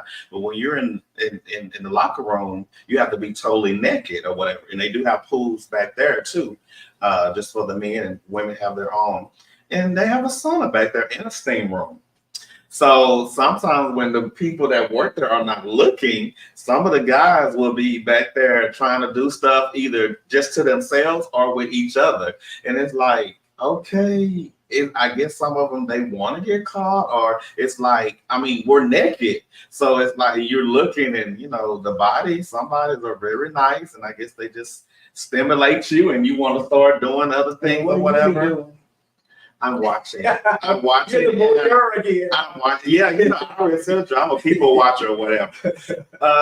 But yeah, you catch me on the right day, I may participate. But I'm gonna be watching to make sure, because I don't want to be on that list or whatever, baby. But yeah, so yeah, you find that a lot of people do have that, I guess, fetish or whatever, kink, where they want to do it in places where they know they shouldn't be doing it. You know, there's an app, and I know if you watch other shows, like, you know, like I'm a big fan of T.S. Madison and them. I think they've mentioned it on their show. There's an app called Sniffies. I'm about to put all our business out there. Sorry, gay people. Whatever. But the straight people that are watching, they about to know. But there's an app called Sniffies. Well, it's not really an app. I don't think it's an app, but you can pull it up. Yeah, so yeah, it's called Sniffies or whatever. I'm not gonna spell it because I'm not sure. But anyway, Sniffies is a place where a website where you can go in and you can find out who's in your area, just like any other app. But this one goes further than that. So this one has locations. So say there's a gym over here, there's a grocery store over here, there's a church. Oh, I don't know why I said church, but well, they do it in church. You're right, they do. I did it in church one time. There's a church over here. So what you do is you get on there and you say, I know, Lord, oh my God. So you get on there and you, my God, today, you get on there and you say where you are, right? Hey, lady. Hey, lady. And you say where you are, and so anybody that's close by you or wants to be close by you or headed that way, they can come that way and meet you at that spot. So you will see a lot of gyms on there like Planet Fitness, what's the other ones, Fitness Connection or whatever. And what they want you to do is come up there and meet them, maybe like in the back in the showers or in the they have it on there or whatever. I'll show you. So they'll tell you that in the app. They say I'm at Fitness Connection, and then I'm in the shower. So you come back here, and this is what I look like, or something. So, well, you can if you pay for it, you can send pictures and stuff like that. Wow. Like I'm not paying for nothing like that, but I should pay for Jack. You're right, because I don't even pay for Jack. I did it once, whatever, because they had a special, whatever. But yeah, so it's like a hookup thing or whatever, and so yeah, it's like you're not supposed to do this. So this is where I was going. So all these locations. So there's one, and we've always known this. If you're from Dallas, there's a bathroom at North Park. I want to say, I'm telling too much. I'm sorry, Dallas. There's a bathroom. I want to say it's Macy's or it may be Dillard's, and I want to say it's either the second or third floor. That stuff be going on in there. And well, it's definitely cruisy. Yeah. I mean, if you go to the malls, they're definitely cruisy. So. And and stuff goes on like y'all could get caught or whatever. But I don't know if people have actually got caught or whatever. I'm sure they probably have or whatever. Not by anyone that works there, hopefully not. But other guys have to use the restroom, so they're going in there or whatever. But yeah, people have gotten caught. That's why they put the signs out. No taking pictures and stuff like that in the bathrooms. No sexual activity. You'll see the signs in different places. Mm-hmm. Because that means people have been getting caught, and a lot of times, not a lot, but probably a lot. A lot of times, it's our congressmen and senators. Yeah, they do. The ones who are passing laws against us are the ones out there doing it. So right. Beach blonde, bad built, bush body. Yes. So what do you think about the kink where the admiration, like the goddess type kink? You know, where people they worship, they want to worship somebody, or they want to put, like it's like putting somebody up on a pedestal more than yourself, and then you're worshiping them and putting yourself down and making yourself like low. I don't know how to explain that. It's almost like that master slave thing. You just sent me that. I did. Like I'm gonna actually go to that. It's not, but I'm just like showing you so you can so you can see what I'm talking about. You should just see it. Just look at it. I ain't even on that. You're not gonna get on it. You're just gonna see what it is.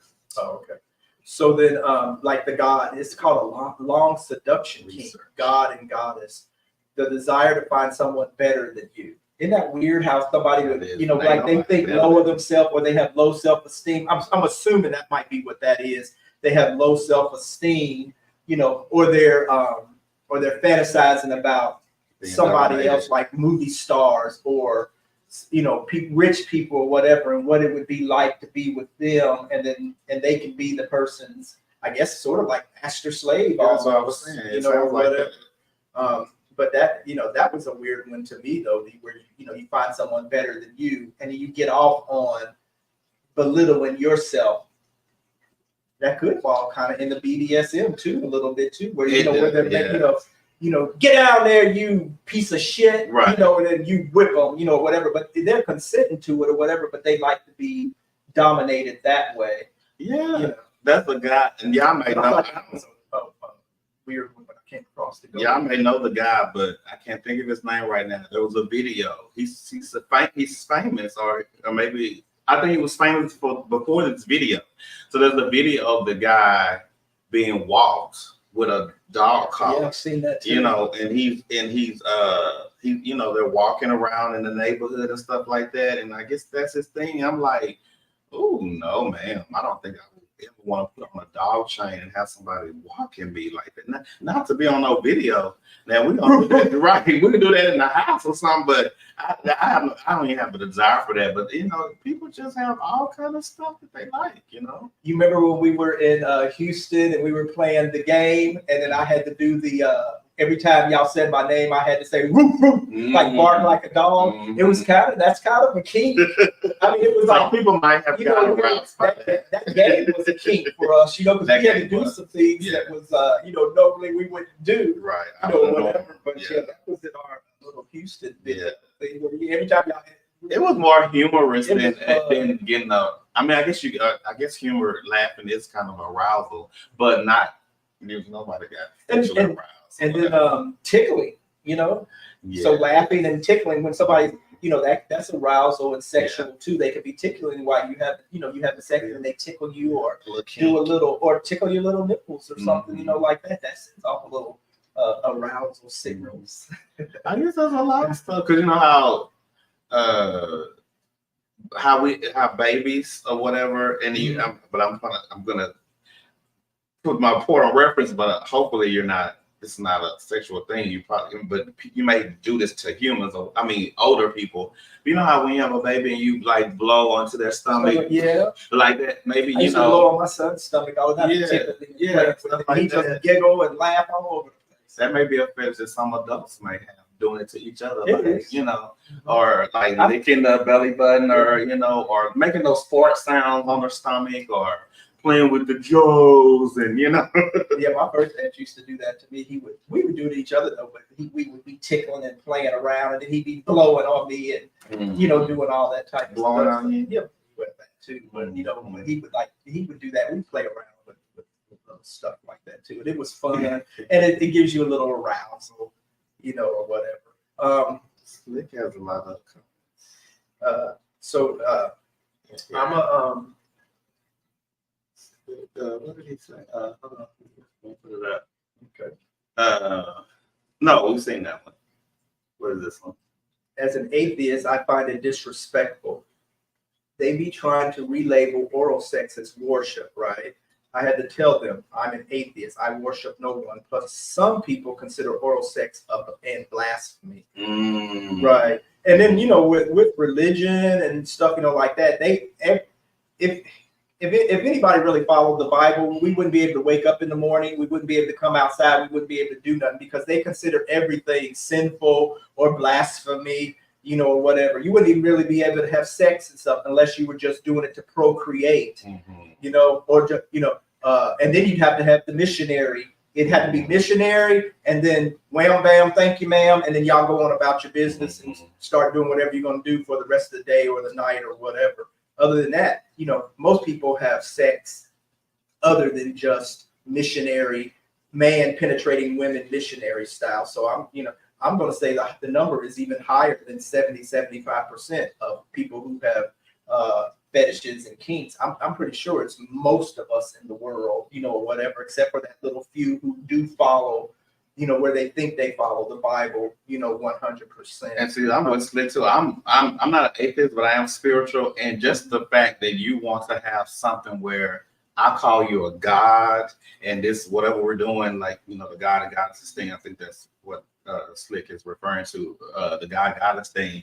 I don't even want to call another person a god. If anything, I'm a god myself. So I mean, you know, so why am I gonna, you know, I don't like that submission kind of thing, walking me and, you know, I'm submissive to you or whatever. I'm your server or whatever. I don't like that either. I don't think it should just be an experience somewhere where people are taking part. You know, we both consent to it, and it's our way of showing affection towards each other, not some kind of worship. So how dare you say you're the God and I'm this, and, you know, like you say, it could be a self-esteem issue or whatever, but no.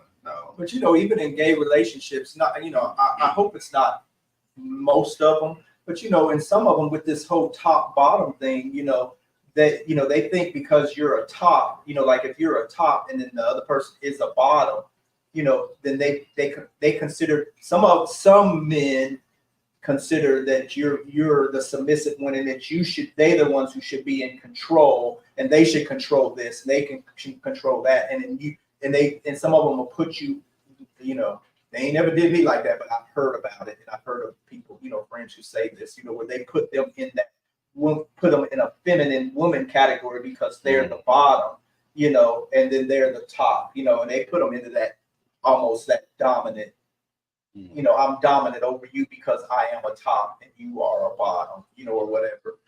Maybe people who are versed maybe get away with it a little bit where they don't get put into that category, you know, as much because you're first. But when one is strictly top and one is strictly bottom, you know, I've heard it a few times where they, you know, where that one who's top think that they're the ones who control, they're the ones who, you know, are the controlling person, and they're the ones who make the rules and stuff. And then you're the submissive one, like the woman, you know, how they would put women in categories and then treat them as less than and be a dominant over them, you know.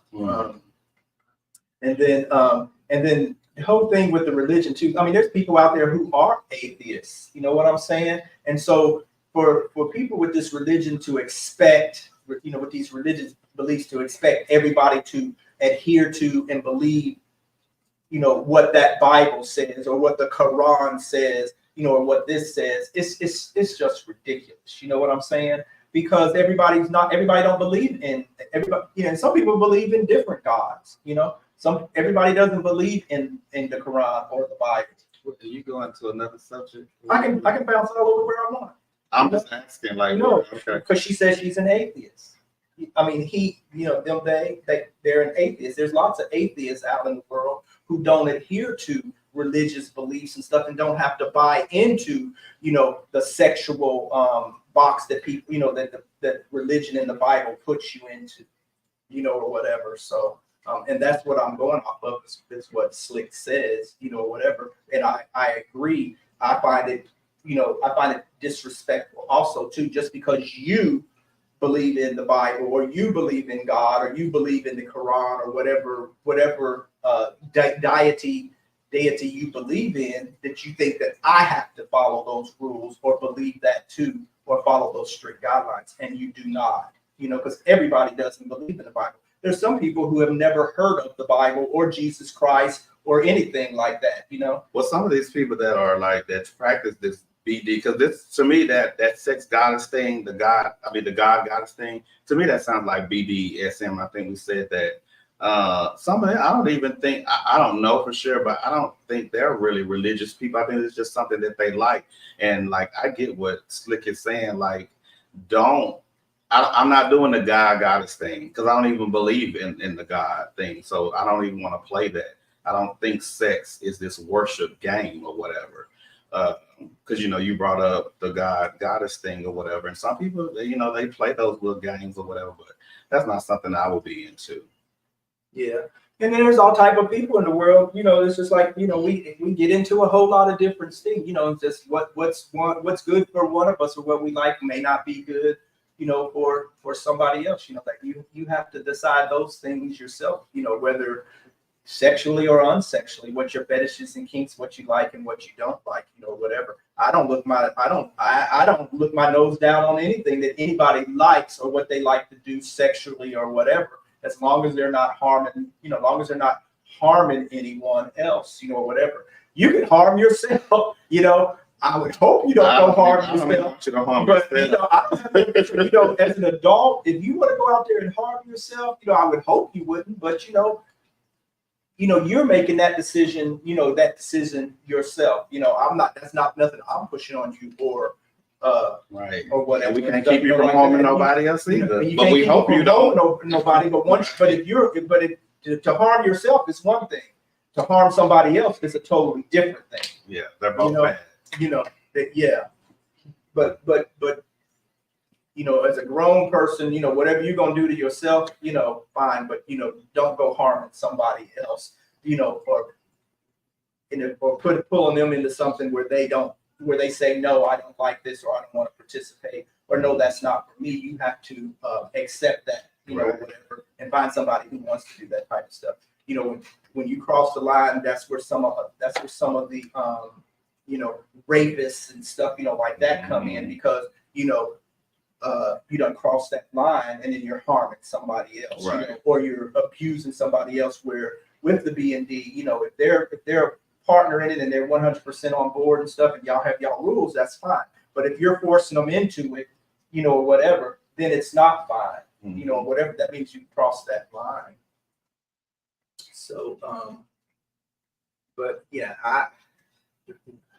you know, I hope people don't go harm themselves, but people do harm themselves. Some people take great pleasure in harming themselves. You know, it's not for me, but you know, I'm not going to tell you, you know, what you can do, and you know, 'cause I can't stop you anyway. But anyway, I'm gonna put up a little chuckle here. I'll put up a little fetish picture here.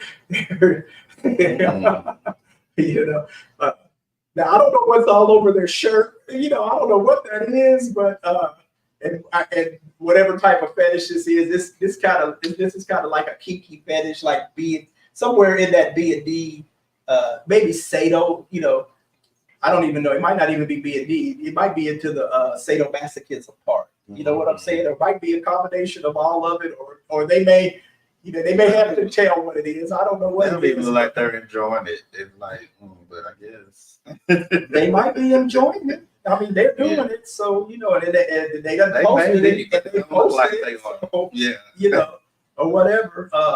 But it's the pain. You know, they might be into pain. You know, with all that torture and pain and that they're inflicting on themselves. You know, that might be. Some people are into pain. You know, and some people are into real heavy pain. But I just thought I would throw that in there as a, you know, as a little chuckle. Tells you that my mind is skewed. You know, but when I came across that, was interesting. And then, you know, it says fetishes and kinks are often a healthy expression of your sexuality and desires. They only become classified as a disorder when you experience reoccurring distress due to the fetish, which disrupts your everyday life and well-being. And when it starts doing that, you know, that means it's really starting. You know, you're probably going into addiction, some type of addiction and stuff that you can't control. And then that's when other people come in and they can be harmed, or you're really doing some serious harm to yourself where you can end up really, you really hurt or dead or something. You know what I mean? And then we talked about the master slave fetish. And then we had talked about this with Jared, whether it was like, harm, you find it harmful, for people to play master and slave. There's some people who are the same ethnicity, they play race play. There's some blacks, they can both be black and they're playing race the play. video that I saw that I was talking about with the person walking the dog, that I think they were both black. Yeah. So and then there's white people who play master and slave, because there's white people who have been slaves. There are people all over people all over the world who have been, in history, who have been slaves, regardless of your ethnicity and stuff. I don't like it when like we talked before, I don't like it when it's a black person with a white person playing master and slave, because that reminds me too much of slavery. You know what I'm saying? And the pain that was inflicted on us and the harm that was inflicted on us back then, whatever. That's what it reminds me of. But I just don't like it when it's a black person and a white person doing it. But I guess, like I told you, I got a double standard. It ain't right, but I do have a double standard when it comes to that. And I can't stop people from doing it, but I don't like it, and I don't play master and slave myself. I would never get into that type of fetish or kink or whatever. But there are people out there who do. And we're about almost finished here. I think sometimes people do it. You do it unknowingly, because I know I've been in situations where I'm going too left with it, but in a way, if you want to say it, kind of felt like that when you're having sex and they're like, do it harder, or do it this. I mean, you're giving me commands. It's like you do it this way, or flip over. I mean, it's like I guess it's no one really has to be in control, especially if you already have your little rhythm and you already have your little routine. But who always wants to do the same routine all the time or whatever, But sometimes there is a person that's kind of giving out commands or whatever. Like I said, I know I'm going way to the left, but there are, it's just kind of aspects of it of like, I wouldn't say master slave, of course, but like you say, it's bringing too much of the slavery thing or whatever. But sometimes you do have the person like, do it this way, turn over, suck it harder, to give you all these little commandments and commands and stuff or whatever. But as long as you guys have that understanding, I'm not trying to be an overseer of you or whatever, but I am trying to like tell you what I want and what I like, and how you can, because I might, even the person that's receiving, you might be like do it some more, don't stop, or keep going. You're giving out commands or whatever, not trying to be a master over you or whatever, but I am just trying to tell you what will please me or what will get me to where we're trying to get to, whatever. So, yeah. And so this is what we had talked about a little bit earlier. All fetishes are kinks, but not all kinks are fetishes. Kinks, so BDSM, butt rubs, nipple play, biting, golden showers. You can do all of that without actually having sex at all. Having any type of penetration type sex at all. Or it doesn't even involve anything sexual. And then with fetishes, having anal sex, rimming, oral. What's rimming? Do the people know what rimming is? Rimming is when you're you can call it licking around the asshole, or kissing the asshole, licking, and it's got to be clean. Okay, there's some people out there who might like it that it ain't clean, but you can easily get a bacterial infection from rimming. So you got to be careful. Make sure you have your hepatitis shots, because you can definitely get hepatitis. So make sure you have had your series of 3 hepatitis shots. You know, make sure that they're clean. You know, I mean, unless you like it dirty. Unless you like it dirty and you're up for a bacterial infection. Yeah, MUDVILLE. Unless you're up for you don't mind having bacterial infections, whatever. But people get bacterial infections from eating vagina. Yeah, you do. You can get bacterial infections from brushing your teeth, from anything, whatever. Our body has all type of bacteria and organisms all over our body anyway. So you can easily catch a bacteria, but you can easily catch a bacterial infection from eating ass, is what we call it. Rimming, and stuff like that. So it's best if it's clean. Preferably right out of the shower, but if not, probably within, hopefully an hour or 2, and not after somebody done used the bathroom. What's that when you get when they have boo-boo in the food or something, you get what's that? And you be throwing up and stuff.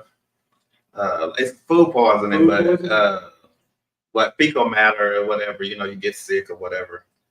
I can't think of the name of it, but whatever. But you can get all that too. Yeah. And then so our last one is here's one too. Before I put this one up, there's some people who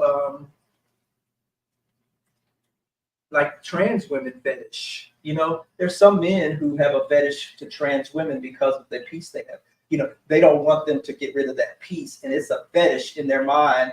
And they won't even get sexually aroused if they're with a trans, and the trans has had their surgery. You know what I mean? They can have the boobs and all that other stuff. They can look just like a woman and maneuver through this world just like a woman. But if that piece is missing, that person cannot even get aroused for an erect. That man can't even get aroused for an erection because that person has removed their penis.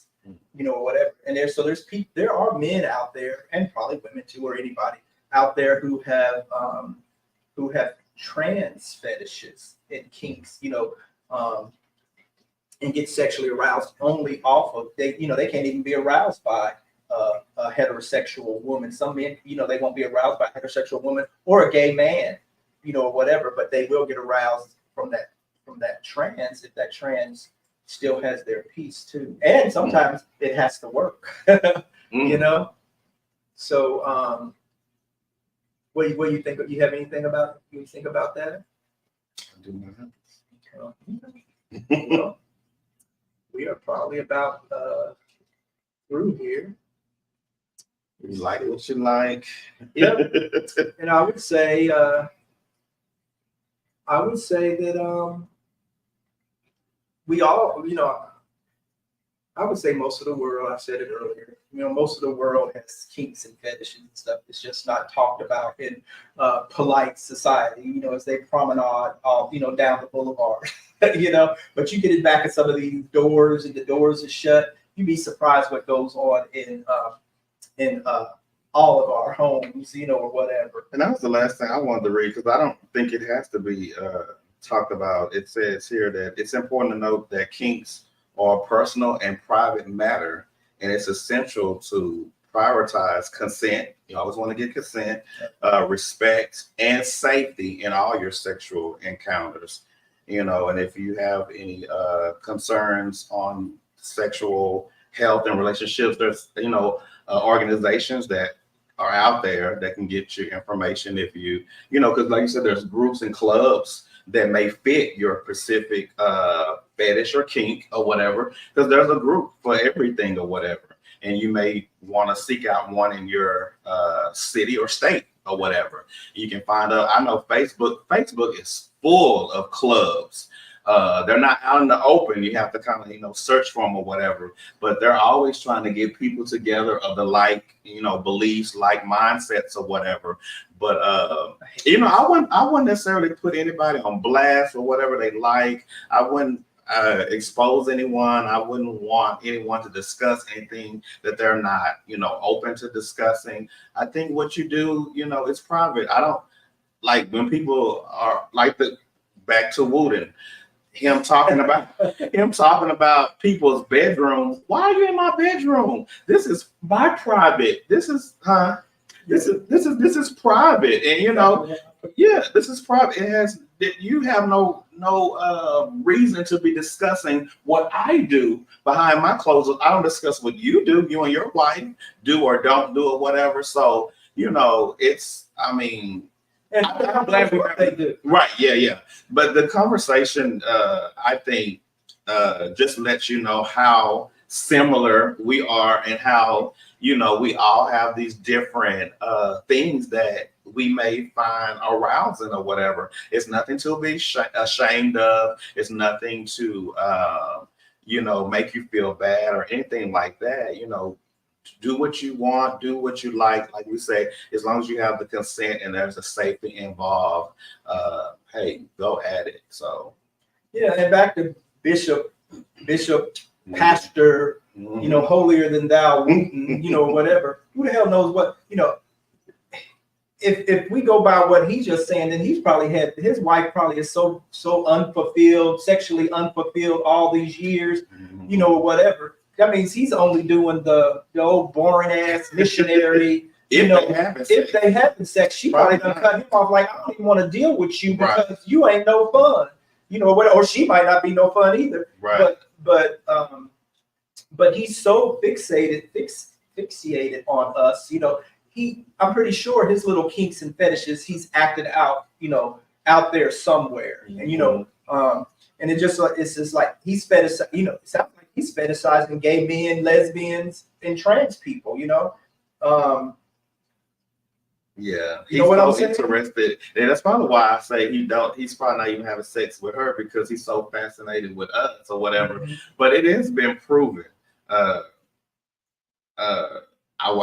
heard it, and I've heard it from pastors, and I think, oh no, I did hear it because a guy interviewed a psychologist or whatever. She said that ministers are one of some of the horniest and sexual,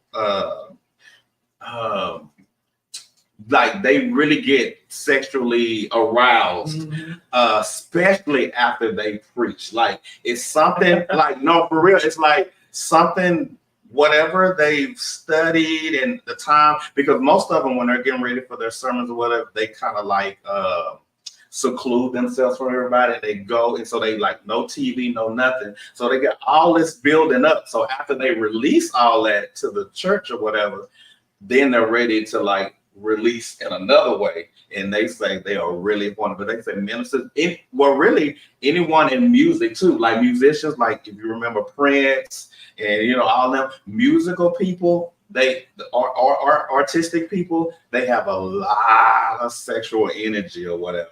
And she was giving us examples and whatever. So he probably is a whole horn turd, a horn toad. I mean, and since he's not getting that at home, he's fascinated on whatever. And like you said, he's probably meeting guys somewhere at the hotel. Or you pull up his computer history. I bet he got porn and probably gay porn and trans porn and all other type of stuff on there, because those are the ones who they act out in other ways. You know, he's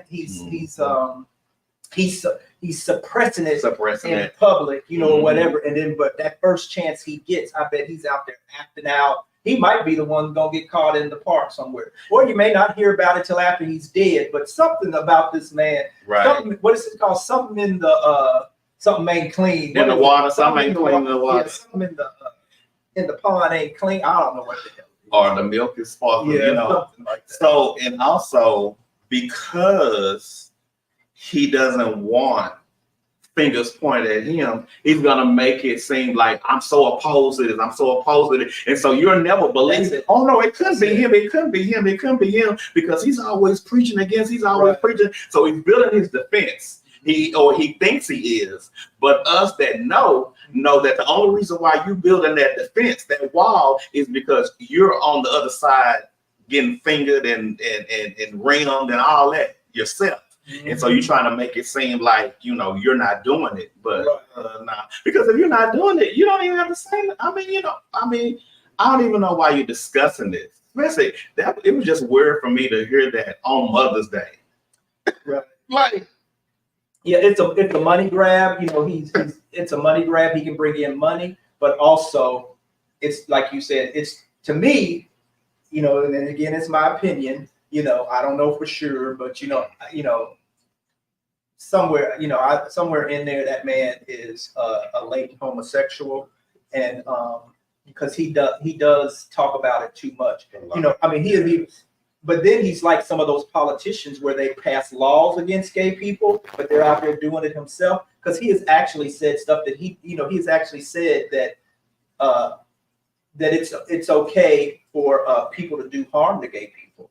You know, yeah, I don't. Are you a Christian? Yeah, that's what I'm saying. But if you go read some of the stuff that he's saying, not just about gay people, but just the stuff that he says, he has a lot of sexual overtones and just worldly stuff that's not really supposed to be going on if you follow this Bible. The stuff that he says, and that you can do with your wife, you know, or with a heterosexual person, but you can't, you know, just the sexual stuff that he says. There's something there's something deviant going on in his mind because of how he takes these fetishes and kinks and, you know, portray. And believe it or not, as a pastor, you do experience these situations because some pastors now, hopefully they've been degreed or they have certification. Pastors, they give out counseling or they get, you know, whatever. And a lot of them give out relationship counseling or marriage counsel or whatever. And you have people in your church that are experiencing this. Well, I walked in on my husband with another, you know, so he could actually have been confronted with people in his church that have had these experiences. And so now he's going to use the pulpit without mentioning names to bring this forth. But sir, that's really not the place for that. What you should be, if you believe the Bible, like you say you believe the Bible, it should be Jesus every day, every Sunday or whatever. You know, it shouldn't be about people. Right. It shouldn't be about the sex scene and what's going on in the counseling. Because if anything, that when they decide to do counseling with you, there should be something you sign to say, and I know he's not using their names, but there should be something you sign that say, you know, you're not going to discuss this, stays here. You know, because there's like the HIPAA laws and stuff like that. There's certain things you shouldn't say, but I guess because he's not saying names or whatever. But I do know that some pastors do counseling and they have all kind of issues because you're dealing with people. So anytime you're dealing with people, you're going to have issues. But you don't use the pulpit to you know, voice all that. So, I mean, you know, that could be something he's doing or whatever to say, I know this is going on, but it ain't going to be going on in this church. Well, clearly it is. And you got a problem with it, but sir, what it comes off is a lot of venom and a lot of hate or whatever. So, sir, he needs to be set down. Somebody else needs to take over the church because it's not nice, especially when it's going viral, and it makes all the other people that may be doing good jobs, you know, in the ministry or whatever, it makes them all look bad because, you know, you're gonna just put them all in the same category, especially when you're going viral and you're a big person. He's a bishop, you know, so but yeah, he's a horn toad. Thou dost protest too much. Yeah. And you know, and then your congregation, I saw them hooping around and jumping around too. Well, a lot of them hooping and jumping around are gay, bi, you know, or what, you know, trans, whatever themselves. You know, a lot's going on in these churches, you know, just because he doesn't know about it or whatever. Yeah. And then, so our last one is, should kinks and fetishes be listed in apps and profiles? Should people be listing their kinks and stuff to rule out the people who maybe don't, so they can rule out the ones who don't participate in their type of kinks? Like I said before, I think it's a private matter, but if that's what you want to put out there, you can, because you may want someone that's into the same things. I can see you doing that, but I don't know if it has to be on the app. You can discuss that later down on the line. But if you're using it for a hookup, you know, because some people use it for different reasons. But if you're using it for sexual purposes, then yeah, I guess you could put it. But I don't think they'll put like, I'm into leather. You know, I'm into BDSM. You know, I'm a bear. Mm-hmm. You know, I'm into, what is it, otters. You know, they put it, you know, different labels and stuff, you know, like that. Just like they'll put top, bottom, or verse, you know. but you know how we talked about, you know, where they put in there no fats, no femmes, no blacks, no whites, no Asians, you know, no whites too, no all the little different stuff that they use, you know, and then it's they do put, you know, I've seen them, and you know, I've seen them. Yeah, it's definitely a lot. I've seen them where they very few, because you don't see that often where they'll put in there that they're into leather or BDSM, you know. But I hear in like Grindr and other apps and stuff, you know, like that, and they actually have apps specifically for you know, for kinks and you know, whatever, where people are into kinks and fetishes and stuff too, you know. So maybe they put them in there and it rules out, you know, I guess as long as it ain't ruling out like because you don't like blacks or something, or you don't like, you know, you're not saying that type of stuff, but you just say I like leather, or I'm into leather or BDSM. That'll, anybody that's into that may, you know, hit your profile up or something or whatever, or the ones who aren't, you know, whatever, say, well, no, I wouldn't be into that person. It could be kind of limiting to me, you know, of who you could meet, but you know. If it's solely on that, I mean, because I could date something. I could be with somebody that could be listed, and that, I mean, you know, we can still hang out and date or whatever. Like for all that BDSM and all that kind of stuff, I don't really see that because I'm on Jack. I don't see that on there. But I know when you list the things that you want to list, you can list the things that you're into or whatever. I think because I've seen people put 420, which means they smoke, or they may put you know, I like to jack off or something, you know, you put that. But that, hopefully you're not limiting yourself to say, oh, I just want to talk to people that jack off, or I just want to talk to people that smoke marijuana or whatever. You know, hopefully you're not using it. But if you are, then that's you. But I hope, I mean, you know, that people are not limiting themselves like that. Well, then, so because you said you could date and go out with somebody who, you know, who has, you know, like say that listed in their profile BDSM or you know, different type of other kinks and stuff, you know, like that. But then, so you would date them.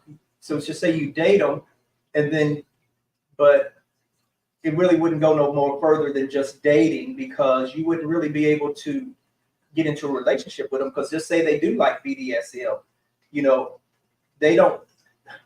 Would you get into a relationship with somebody who says they like BDSM? Because knowing that you don't like it, you wouldn't be able to please them in that way. So what would be the point in getting into a relationship with somebody, or even just dating them, if, you know, dating them to go, if, you know, with the intention of getting into a relationship with them, if they have BDSM in their profile and you're not into that? Would that be a waste of time, waste of your time and their time? You're asking me?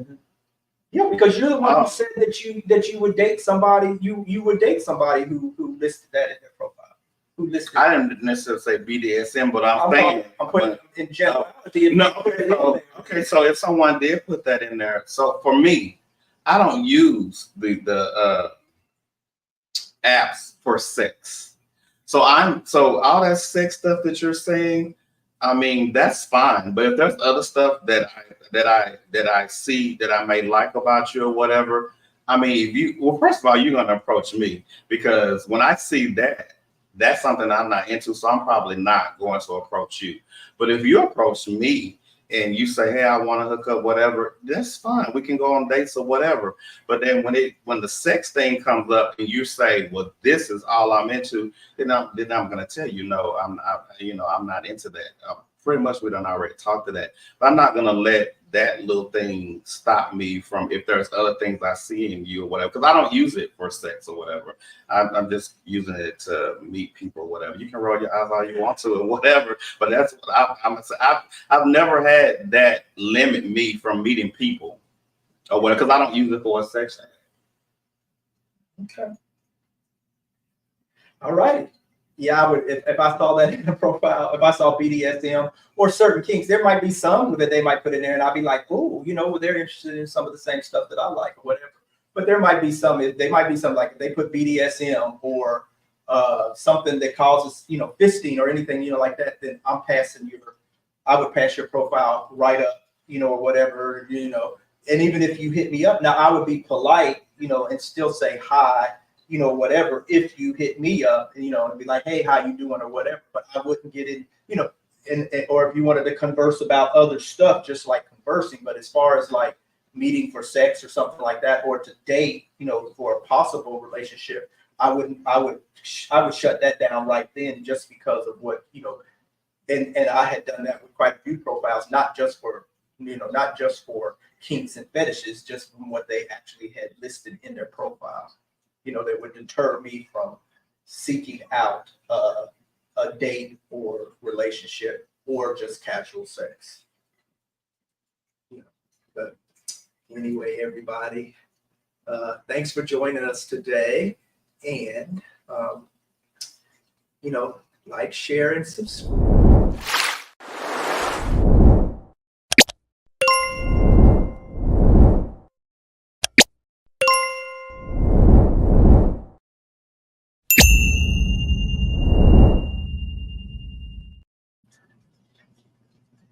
And we appreciate you for joining us today here on Tit for Tat, a little this and that with Charles and Alvin. And you know, put your comments, send us comments and questions or whatever. If we can answer them, then we'll get back with you here in a day or two when we get to our comments and everything. And we really appreciate you for joining us. And I don't think we'll be on next week because we got a Zoom call we have to do about our trip to San Juan. We're going to be on a Zoom call with a bunch of other people discussing that, and it's at the same time that our live is. So we'll pick up with everybody not next week, but the week after. And we do appreciate you all for joining us here. Yes. Bye, everybody. Bye, world.